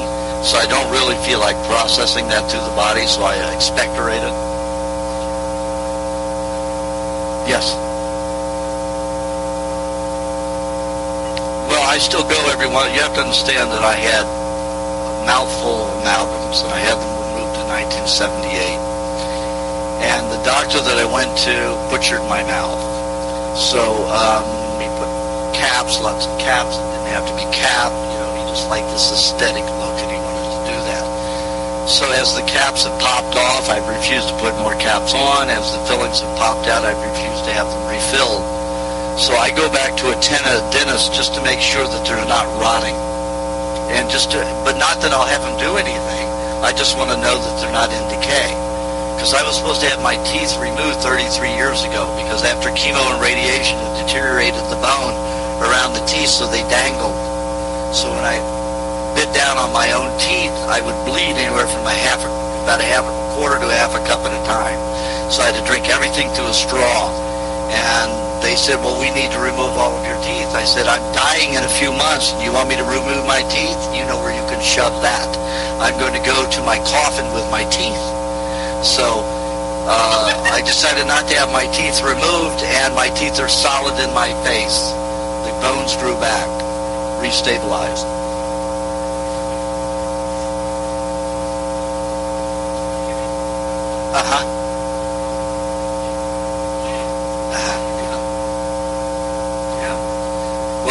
Where they cut, where they made an incision here, from here all the way down to here, when they did the buccotomy pulmonoplasty, removed the stomach cancer and cut the nerves, vagus nerves of the stomach.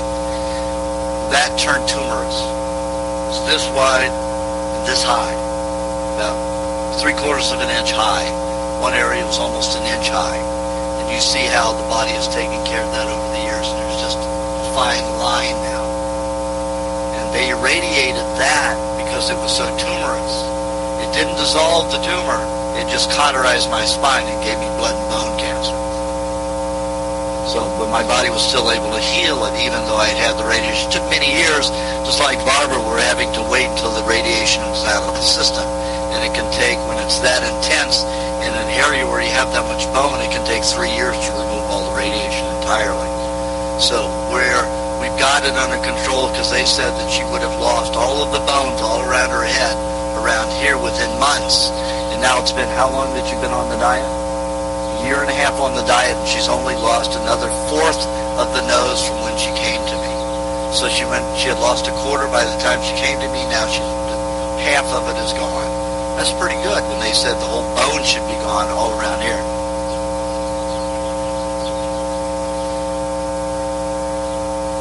He would cut away, because they do that because they believe that the bone will all deteriorate. So that's why, within months. Yeah. So she has all of her face and all of her bone, and just very little of her nose is still deteriorated in the last year and a half. And her lip has rebuilt. So that means that all the radiation that's stored in the jaw is gone, if she can regenerate that lip. So we know there's movement. There's healing going on finally. So can this diet help straighten the teeth if your teeth aren't straight, or do you still need to No, I don't know that it straightens teeth. I've never seen that. However, yes, I would have to say that according to Dr. Price's information, who studied primitive tribes, that yes, when they went on a good diet, their teeth corrected. But they were primitive people not eating all the garbage and chemicals, not exposed to the chemicals that we are, pollution that we are. Bruce? I was on a set earlier this week. I was supposed to be there for 3 hours. About 15 hours later, I was still there. I only brought enough food for the 3 hours, so I ended up eating catered food. The next day, I was sick as a dog. The mucous membranes were going crazy and everything. So that's sort of what we've been talking about today, is the detox situation. Right. Well, your body is so well, so you've been on it a while, and your body is so in tune. It says, I do not want any of this to store in my body, so I'm going to put you into a full detoxification. And the body, when it detoxifies, it will use every part of your body. It will use your gums, your salivary enzymes, your tear ducts, your earwax, your nostrils, your sinuses, your throat, your lungs, your esophagus, all the mucous membrane in your body, vaginal cavities if you have one, and rectum, skin, hair. It will go out everywhere it can. So it wouldn't be as effective as doing the moldy situation. No, that doesn't have that's much. Not unless you ate something like cooked fish. Then I would eat berries definitely to get rid of that poison mercury or any other free radical that would be pretty dangerous. It could be dangerous to the nervous system. Right. And let me tell you, whenever I leave the house, except when I came here, I always take 24 hours of food, regardless if I'm going. You never know when the police may stop you and get a ticket. Your car breaks down and you can't get it fixed. You just never know what's going to happen. And I've been without food for sometimes quite a while. Good food. So I always take enough for 24 hours, no matter if I'm going out to a movie.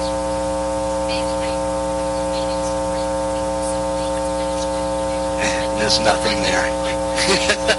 Right. No banana, no nothing,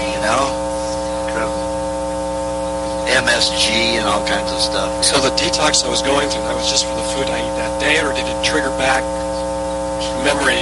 It depends on what you ate. It was like bean dip.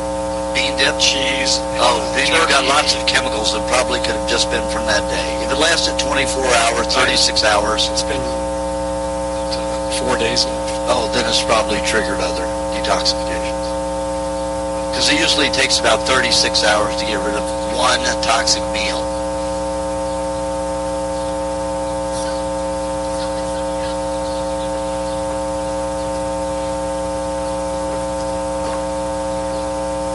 Yes, what she asked was, since his body started detoxifying that food that he ate for that one day, did it cause his body to detox old stuff from past toxic, meals?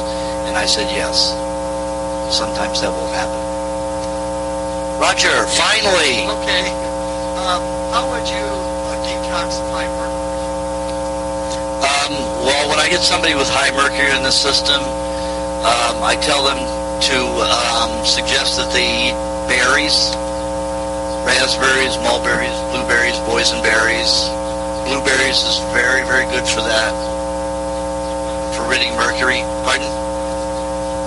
Strawberries do not. Well, strawberries are high in silica, so they'll help get rid of toxic calcium and magnesium and silica and all those related ones. But if you want the heavy detoxification, you have to go for the other berries that are not high in sugar. And I suggest that people eat it with coconut cream. Coconut cream helps protect, helps also dissolve and absorb the poison metals like mercury to prevent it from being absorbed and damaging other tissue as it's passed out of the body, because mercury is one of the most toxic substances there is, metals.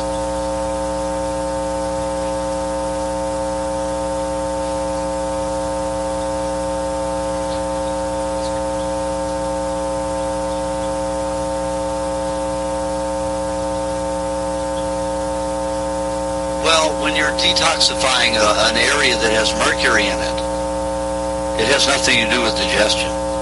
You've already got the nutrients available, or else your body wouldn't be dissolving it. That's why I say people eat the berries with the fat, and then you'll be sure that it works on toxic metals. Otherwise, you won't.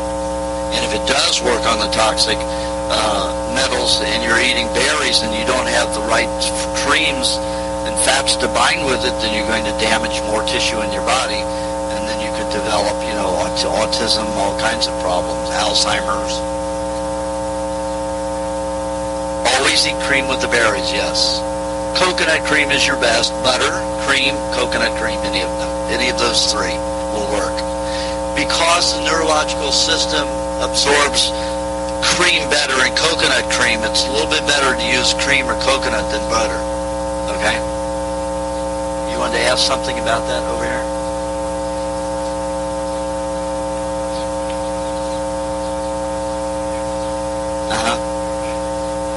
Detoxing with moldy berries is to get rid of the mutant antibodies. It's not to get rid of toxic minerals. Yeah.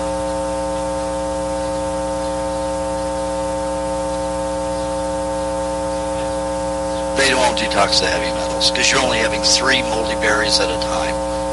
Yeah, it's not enough to do it.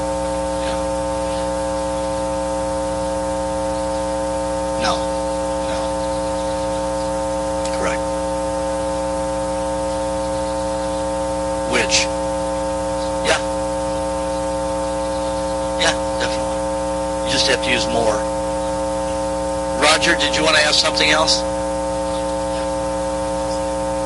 MSM, I haven't used it directly, but I've worked with clients who've done it and used it, and sometimes they swear by it and sometimes it's caused more problems. It's a sulfur compound that people use to get rid of certain conditions. To me, it imbalances the system. It takes symptoms away, but does not relieve the cause. Anytime you drink mineral water, you're drinking minerals that are not bioorganically active, and you're not going to absorb them. So you can utilize a certain amount of minerals from water to attract by ionization toxins that are in the blood, out of the blood into the intestinal tract. If you drink a lot of it, it's going to leach and cause a great depletion of minerals in your system and deplete you. That's why I rarely drink water. I probably drink, during the winter, a half a cup a week. During the summer, a cup a week. And that's it. Still the same thing. Water is water. It's not bioactive anything. Too much of it is going to cause mineral depletions, including Gerolstein or any of them. Yeah, I drink milk when I'm thirsty. Vegetable juice. No, coconut water is not. Coconut water has a lot of other elements in it, and the coconut meat develops from the coconut water, so there are hormones in it. A little different. Pardon? No. It says good for you. It doesn't like water. It doesn't deplete the body. Yeah. Like I said, I like to marinate fish in it with, lemon or lime juice, some dill, but you can make all kinds of things, or you can just drink it. Roger, did you have something else to ask?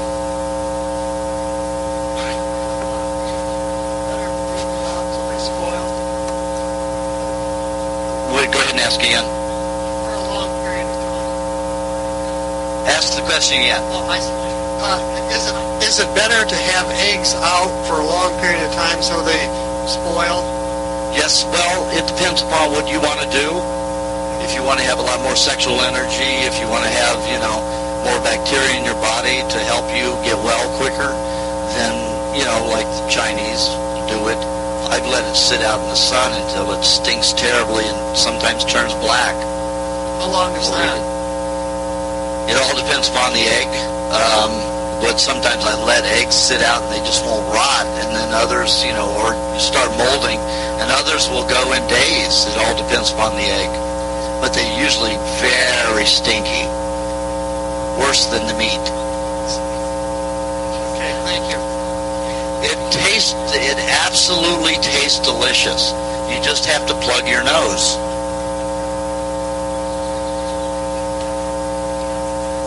Absolutely, don't open it in the house. Don't eat that stuff in the house unless you want your mate to kick you over. Yes. Try it. You might stink. I doubt you'll get any more attractive to anybody.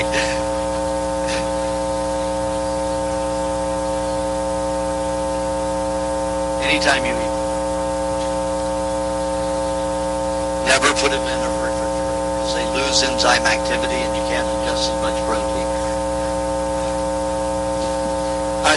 I'm trying to heal my wrist injury, and I've been told by a chiropractor that the main damage is in my muscles and tendons.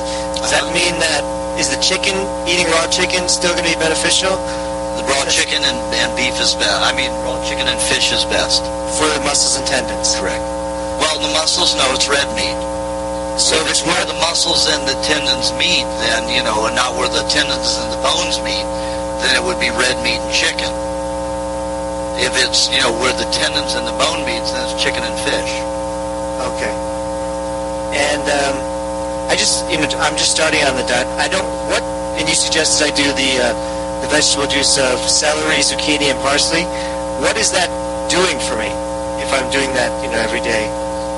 32. Well, the celery juice keeps the mineral at a nice balance. The high sodium in the celery keeps the adrenals going, because most people have toxic adrenals, whether they're overactive, inactive, or just normal. There's usually toxicity in there. So the high amount of sodium is like a natural IV. It keeps your body going and alive.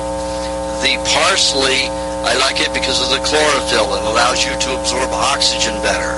It has vitamin E, vitamin D, all of those elements that are very helpful for maintaining a more even regulated blood chemistry.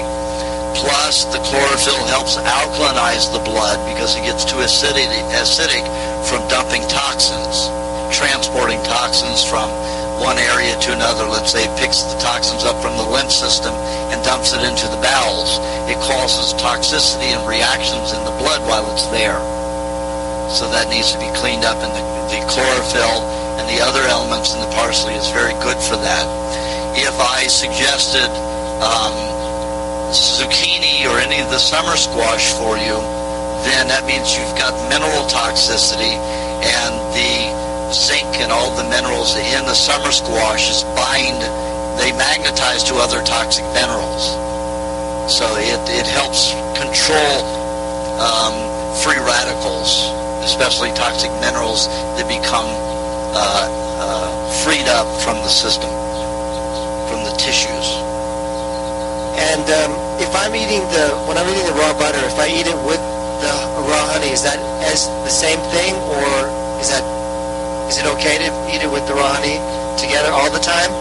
Or like when I'm eating the meat, raw meat, can I, you recommended that I eat raw butter with the meat. Well, I want you to always have butter with the meat, but because I don't like you, I don't want you to enjoy it, so no, you can't have the honey with the meat. It's a lot easier to eat the butter with the honey. You can have the honey with the butter anytime you want with the meat. People who eat too much honey become protein deficient because most of the honey is converted into enzymes for digesting and utilizing proteins. So if you eat too much honey, you might cause yourself to be protein deficient. That's the only drawback there. And for young men who may have too much sexual energy, is there something that's good for that besides? Yeah, you go see Mini 5. Mini 5. That's the best way I know. I haven't found any way, because sometimes the hormones need to be active because other glands are imbalanced. So that may be overactive for a purpose and a necessity. And if I cause you to lower that, then you might be depressed as well as non-sexual. So it's better to be over-sexual and take care of yourself if you don't have a partner than it is to mitigate them. But if someone came to me with, like, Mike Tyson, who was beating his girlfriend up, and I want to reduce all of his hormone levels, I would have him eating some bread every day. And if I liked him, I would, probably tell him to eat the nut formula every day to do the same thing. However, it'd probably put him into a neurological detoxification if he did that. What does the nut formula do? The nut formula has lots of starches in it. The formula that I've created there allows prevents the enzyme retardants that prevent protein digestion in nuts to be neutralized. So that particular formula, if you leave any element of it out, it won't work. So you've got to have egg, you've got to have nuts, you've got to have honey, and you've got to have a fat all together for it to work. Better. You suggested I blend it in my blender. I couldn't get it to really work well in the blender. Did you use the glass like I showed you? The jars? I used to use the never be able to do it. You've got to use the small jars. Small jars, okay. Otherwise, you put food in a large container like that without a compressed area, the nuts and everything will just go all up along the side and won't mix properly. But when you use the blender jar with small mouth jars and screw the blade, put the washer on first and the blade's inside that, and then screw the base on, then you've got it in a good hermetic environment.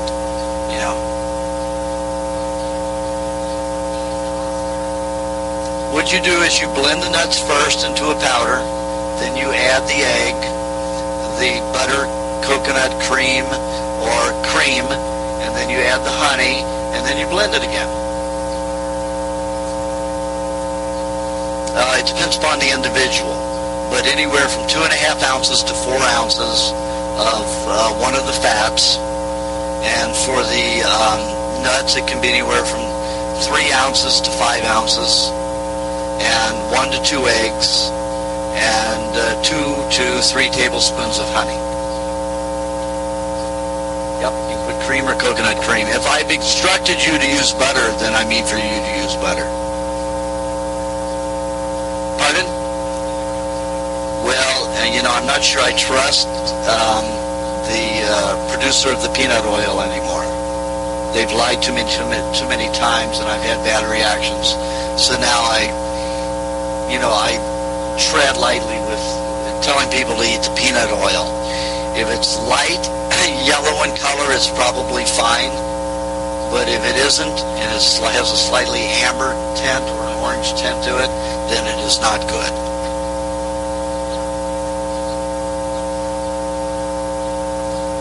Yeah. It's probably fine then. You should be keeping it in a dark cupboard. Well, light will destroy it after about 6 months.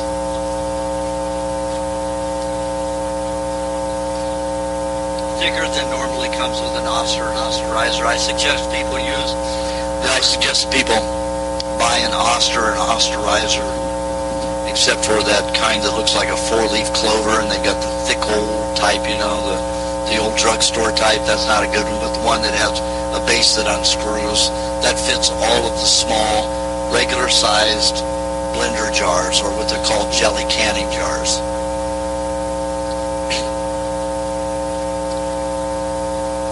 Yeah, and the one that comes with the blender is usually too thin. So you go to a hardware store or a small appliance store, and you get a couple of them. I usually buy 5 at a time, because you never know. Sometimes you're going to fall in there and get caught in the blades, and then it's a mess.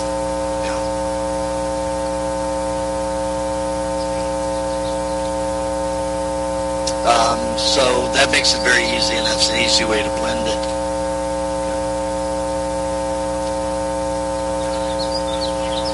That's not a blender. That's either a juicer or a...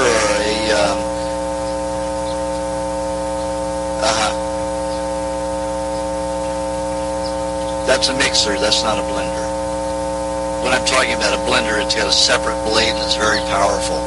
That is more like stirring things or blending it or whipping it. Yeah, it does, yeah. It usually won't work for nuts and stuff like that, though. So it's better to have something very high, powerful, and stable that isn't, just the normal shaft going down into it. Brian.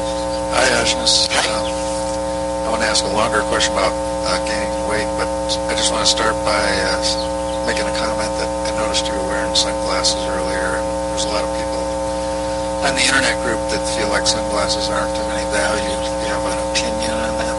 Yeah, they're not good.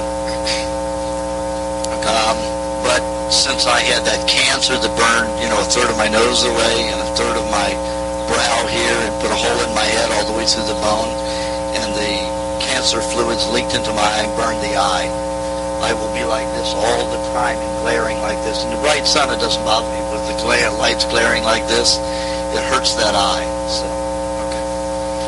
Well, I just wanted to have you read. And I wanted to look cool. Hold on, let him finish. Okay, go ahead. I just wanted to have you quickly summarize the generic weight gain. You probably can't tell, but I've gained a couple pounds since last time. But it's really, I was also wanted to ask if there's any kind of shortcut for somebody like me that's basically doing everything themselves and have like work 10 hours a day and all that. Yeah, well, it's like I tell everybody who was skinny at one time, you eat until you're ready to vomit. That means you eat until you start going, and you can't eat anymore. That's when you stop. But you stuff yourself, you go beyond being full. And then finally you'll get beyond that. Like Mr. Pig here, he can eat like crazy now. Both of them. And these were really skinny guys. Look at the size of them now. And they were thinner than you. Right? But it's that. You always have to eat lots of fat with your meats. Lots of fat. You eat lots of meat without fats, with small amounts of fat. Do you mean like lots of meat? Quarter pound of butter with a meal, something like that? At least a quarter pound. At least a quarter pound. He does eat a half a pound at a sitting with his meat. And he can gain 20 pounds in 2 weeks.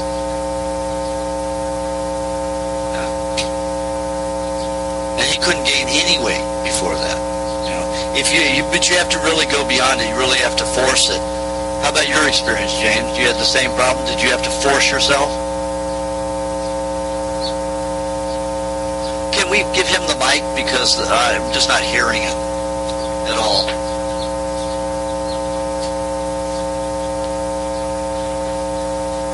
The tendency was not to eat at all. And, in the beginning, for me, it was really a fight, to put even a quarter of a half a pound of meat in my body. What was your weight at the time that I saw you? 166. 166. And what are you now? 210. 210. It took a while. I'd say about a year and a half before I got the message that I wasn't eating enough. And the minute I really started to just change that feeling within myself, the diet changed me emotionally as well. So all of a sudden I was more calm, the cream and everything in the beginning, the butter, and all of a sudden I noticed there was a huge change in how much weight I could gain in a short period of time. It really did make a difference. But you really got to force yourself. I didn't force myself in the beginning. I watched him force himself. I didn't force myself. And because I didn't, it took me longer. So I think if I had tried to force myself to eat a pound of meat or more a day, it would have worked faster. And he told me, what is it you said I was full of it?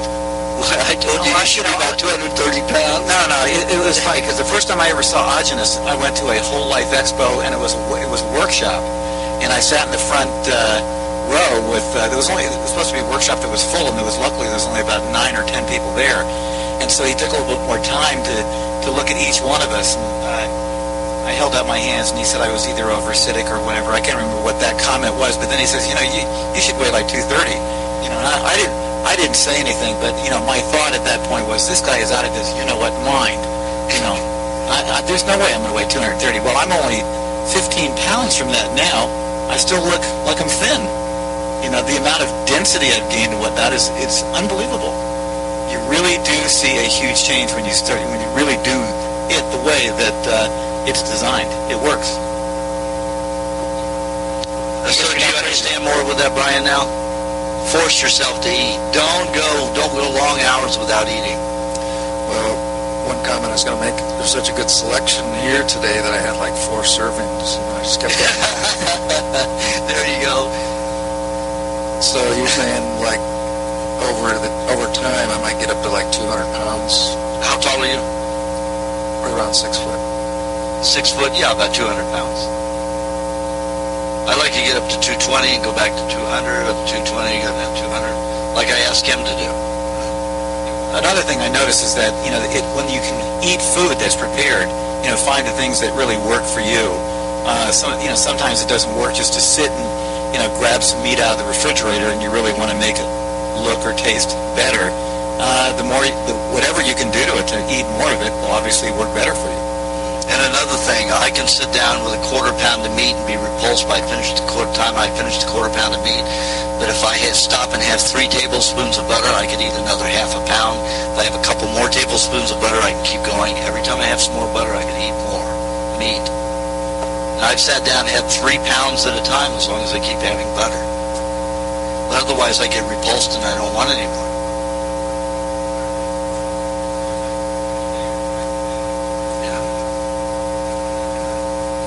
The loop formula is very good for helping to gain weight. Right, and you can even have the loop formula with the meat.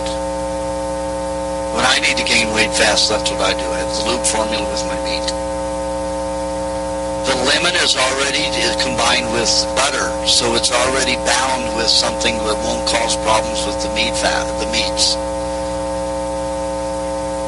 See, because what happens is the lemon juice goes in and works on the fat in the meat. Without the meat being utilized, without the fat being utilized with the meat's not going to be utilized as a regeneration tissue. They have to go together. If they don't go together, it will not be regeneration tissue. The body will just use the protein and convert it into a pyruvate, which is a sugar, which helps burn fats or utilize fats as energy.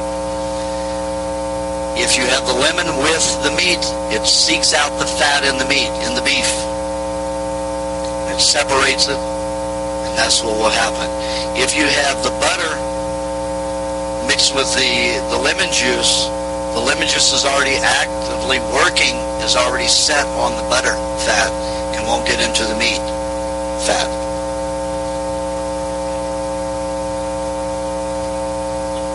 As long as they're already combined, that's great. Okay, anyone else back there? Lauren. Hi.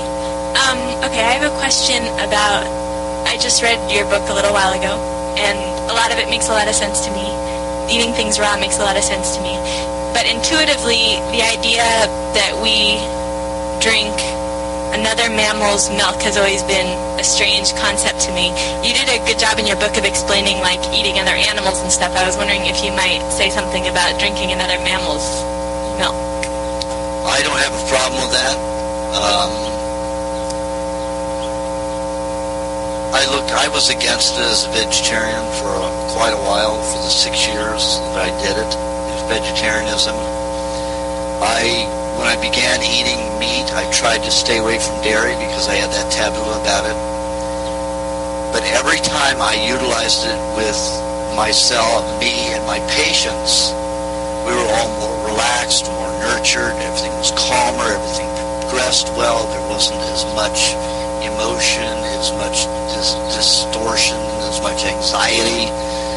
Everything was so much easier. So as long as it doesn't become toxic, I will continue to use it, and it has not become toxic to me, and I've been using it mostly for the last 20 years on a daily basis, and a lot of it. One other question. You were talking a little bit about like eating cooked starches like breads and stuff for like excess hormones. They're in one's body and stuff. Do you take the same approach with hormones in women's bodies as in men's bodies? Or I guess it probably depends on what the symptoms are as far as how to treat it, but... Well, no, usually women aren't as violent and can be as hostile and damaging as men. And I only suggest that for people who are going to be a danger to other people. If a woman came to me wielding a gun, I would say have a piece of bread and butter. Definitely. Well, what do you suggest for, like, just balancing female hormones? The nut mixture. The nut mixture. Okay. Thank you. It works for males and females. That's why I suggest that everybody have it once a week. You don't want it once a day. If you have it once a day, you can throw yourself into a neurological detoxification and find yourself unable to sleep between 12:30 at night and 5:30 in the morning. And then it's going to rearrange your whole life. Yeah. So no more than twice a week, preferably just once a week. Getting back to what James was saying, on the topic of weight gain, why is it you seem to be suggesting that gaining weight is good? Because I want to look best. Because I've gained 10 pounds since I started diet 6 weeks ago, and I noticed that it's a lot is like the bloating in my stomach is happening a lot. Do I have to keep that look with my stomach sticking out? Well, what I recommend people do is do the weight gain and the weight loss. You know, what they do is when you have that extra weight there, the poisons that dump, like I say, they dump into the stomach and the intestines. If you don't have the fats around that area to protect yourself, when they're dumping, you could be in some trouble. Either emotional or physiological, going to peritonitis, all kinds of problems. So it's better to have the weight. You notice that thin people are a lot more anxious and a lot more irritable than people who are overweight. You know? No, I'm talking about even on the raw food. Yeah. So then is it not a good idea to be striving to have the very thin waist, like, and six-pack stomach kind of look? Is that well? You're talking about a beer six-pack, or you're talking about the washboard? The washboard. Right. Well, it's not really. You know, I've got two clients who are actors, males who are actors that have that, and they are much more emotional, and they don't get it, and they're very intense, and it's difficult to have a relationship with somebody like that. So they don't have as good as relationships as people who are have more weight and are calmer. And when they've been overweight, they were a lot calmer and had better, they were happier. But when they stay thin and the washboard look like that because they think that looks good, their personalities are not as calm and nice.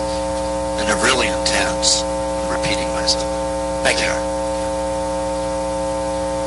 A little bit on the other side of the coin here, somebody that wants to lose a little bit of weight. Well, you know, I suggest that people don't get, depending upon their size, I suggest that for women's sake, because you're looking at, you know, the vanity side of it. Of course, men are that way, aren't they? But women more so worry about it.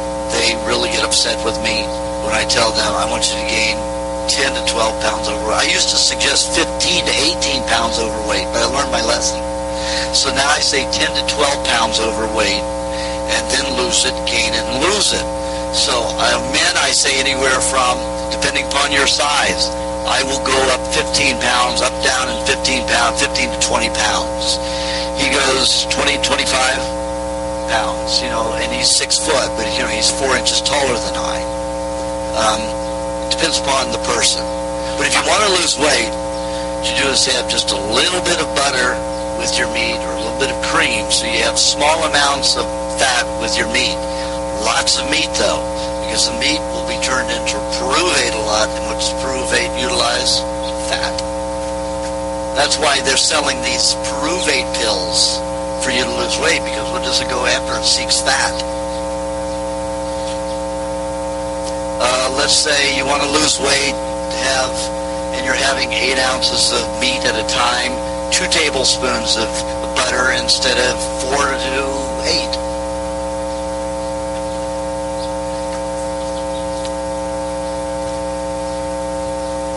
Well, on the diet, excuse me, if you're on my weight gain and weight loss programs, if you come to me, I tell people to go on a weight gain and weight loss program. When I tell them to lose weight, they've been on the diet and stabilized, I give them a particular way to do it. But if you haven't been to me and you're not doing 100% raw and all of that, I suggest you do it that way. If you're on my kind of diet and you're gaining the weight and you want to lose it, comes time to lose it, I suggest people drink.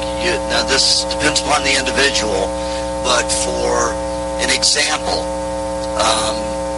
like Odette, she asked me for her weight loss program, for her I suggest 1 cup of vegetable juice. When she gets very hungry, again, that doesn't mean stupid hungry or angry hungry, that just means very hungry, to have a golf ball size of meat. The next time she gets very hungry, another golf ball size of meat. Next time she gets hungry, a cup of vegetable juice. The next time she gets hungry, an egg, Rocky style. Next time she gets hungry, golf ball size of meat. And then start that over again. Meat, juice, meat, juice, egg, meat for her. And so you keep rotating that. Now, most people, when they do the weight loss program, they may eat every hour because they're so hungry. But after 4 or 5 days, you start losing the appetite. And sometimes I'll suggest people have a glass of milk every 3 to 4 days to help calm the system. Some people I will tell have a glass of milk every night, depending upon their system. So it'll make the weight loss slower, but they'll be calmer and easier going through it. Because some people can't make it, on that kind of a program. And some people will get so dry, and they're so dry, like James Stewart. Now, he's so dry that if I put him on a weight loss program, he's still going to have 1 tablespoon of butter with 2 of his golf balls of meat a day. Or he'll have 2 golf ball size because he's a larger person at one time. But 2 of those meat meals a day, he'll have 1 tablespoon of butter because he's still too behind in lubricating the body. So that gives you a sense without making it so complicated. You didn't get it? Okay, terrific. Okay, we went through them, but let's have one last one. Hold on. Weight gain, can you do it with just dairy, cheese, and eggs? No. No, won't happen. Being red meat? Yep. The red meat, white meats, depending upon your system. But you look you have a lot of symptoms of anemia. So I doubt you're going to put on muscle tissue. I doubt that you're going to put on much muscle tissue without having red meat. And lots of fat with it. And no one mentioned goat butter. I picked up some goat butter that supposedly is raw and unpasteurized. Good as regular dairy butter? I have never had access to it. People have told me that they have. I've never had access to it, so I can't tell you. When I drink goat milk, and I've observed people who have goat milk, it doesn't make them as calm as cow's milk. So if somebody has a very high adrenaline level, I suggest that they eat cow's milk rather than goat's. But that's the only thing I would distinguish.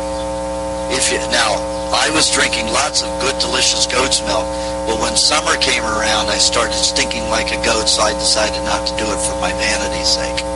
I stink enough as it is because of my breath from the bigottomy.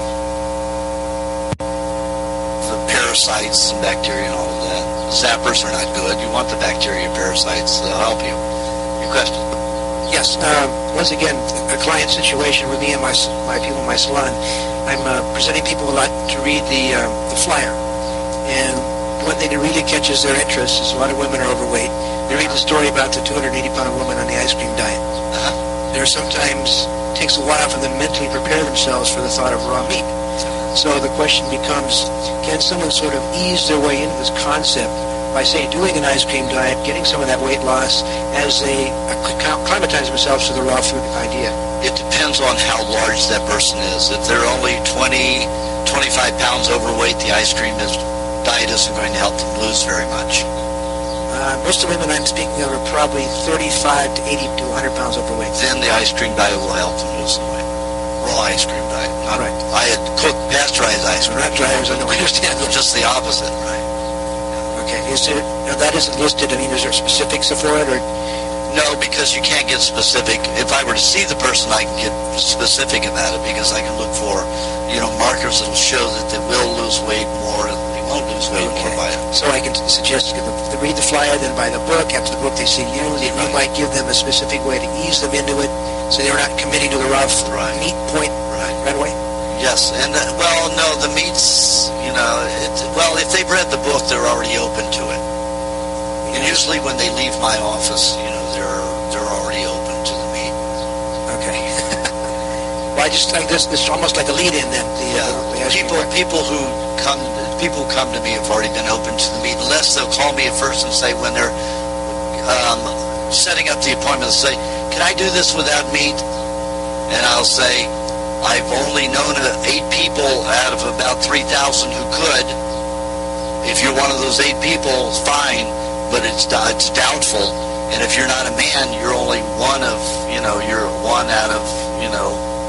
3,000 that I've seen. Only one woman's been able to do it without meat." So, and then she's not doing so well now. She's 35 and she's starting to, lose everything.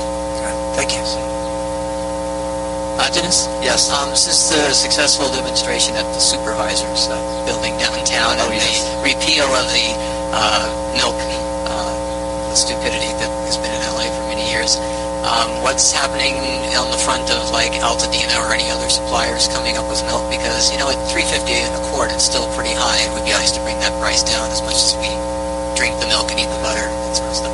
Well, because of the cost to to Stuvie's, Altadena hasn't, been into the raw business except to distribute it since 1991, I think it was.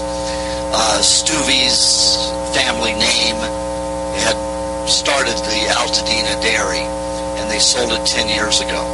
And the people who bought Altadena agreed to continue to distribute it, package it and distribute it.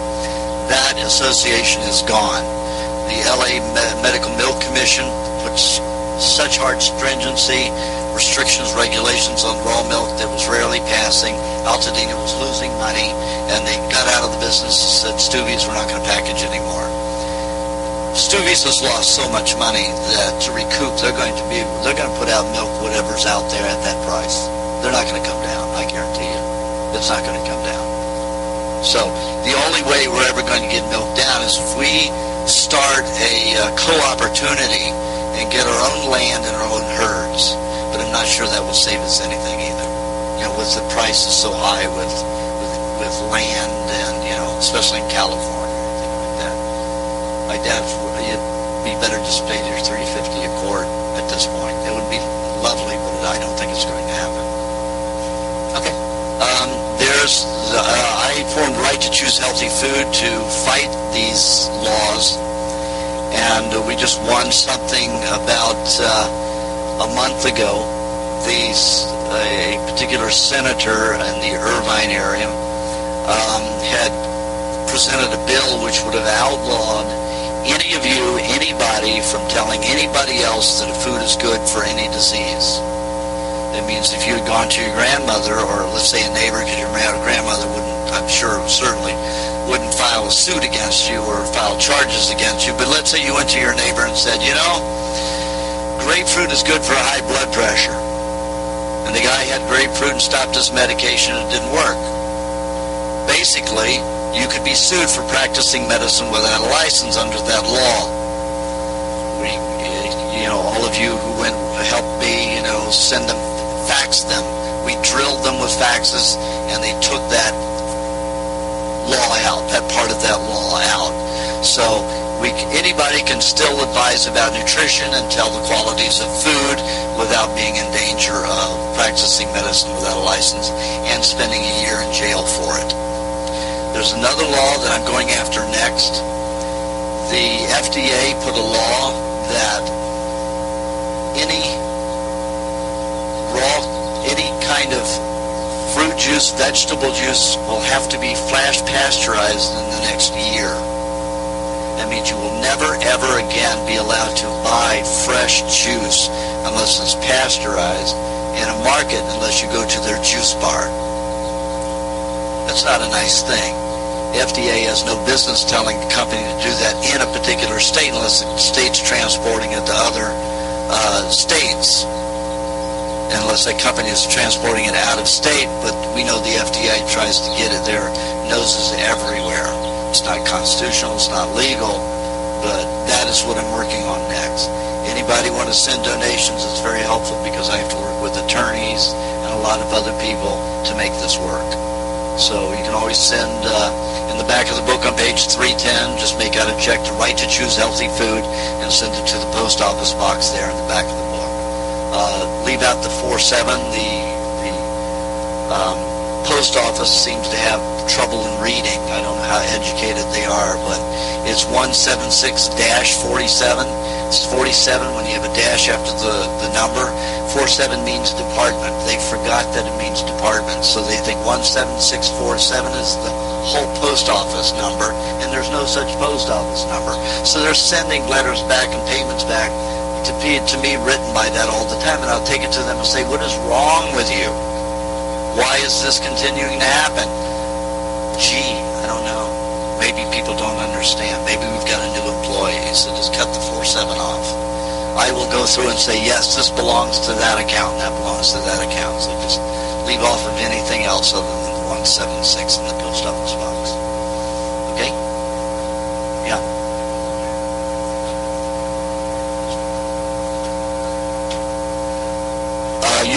You're saying you get tired of going to Erewhon to get your juice made, or you get tired of making your juice, so you go to Erewhon and buy something pre-made.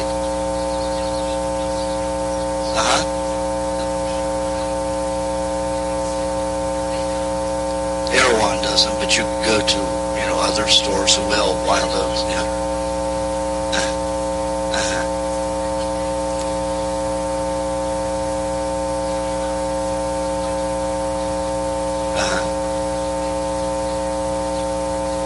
It's never preferable, if you're going to have something organic, some juice organic, inorganic, then I would suggest having at least a tablespoon of butter or a tablespoon of cream with it, so it'll bind with any of the chemicals that may be in it. Yes, that's the only thing you can have with vegetable juice. You mix vegetable juice with any other animal product, and they won't adjust together because one's acid, one's alkaline, they neutralize each other. Fats like coconut cream, butter, or cream can be mixed with it because they're neutral. They go right to the stomach. They don't depend upon digestive acids in the stomach. That's up to you, All right, thank you, everyone. And wait a minute, one more thing. We need volunteers to do the mailing list. Again, what that means is that somebody will make up a flyer, then I will print it up and then send it to the person. They get 200 to 250 copies. They fold them 3 ways, put the labels that I will send it to them with the names and addresses on it, and put a stamp on it and put it in the mail. Another way, if somebody doesn't do that, then we don't have potlucks. Pardon? Okay, buttercream and all that. Wait a minute, let me get that first. Bruce, you volunteering again? Okay. Cindy, you'll do it this time? All right. Bruce has done it the last 3 times, 4 times, 3 times? Thank you very much. Let's give Bruce a hand. And let's give our wonderful hosts. I know Randy's in there, and Cindy. Thank you very much. Great place. Okay, and then we need a place the 2 places that we will be in the next time. It's either in Marina Del Rey or at my place. The next 2 will be at one of those 2 places. Either my place in Malibu or in Marina Del Rey at Vanessa Haas. So I'm going away July 16th to Hawaii, so July 15th I would have to have it, so that's not a full 2 months away. So I don't know if you want to wait until I return, or you just want to have a potluck without me. So, okay, so we can have one on the 15th before I go, and then when I come back we'll have another, yeah. Well, it'll be September, yeah. Okay, and now, James would like to make an announcement about dairy. Okay, he's got some dairy. He's got cream, butter, what else? Cheese, honey, all kinds of milk, yeah, mustard, high meat maybe, all kinds of stuff out there in the car. So, pay James Hobson.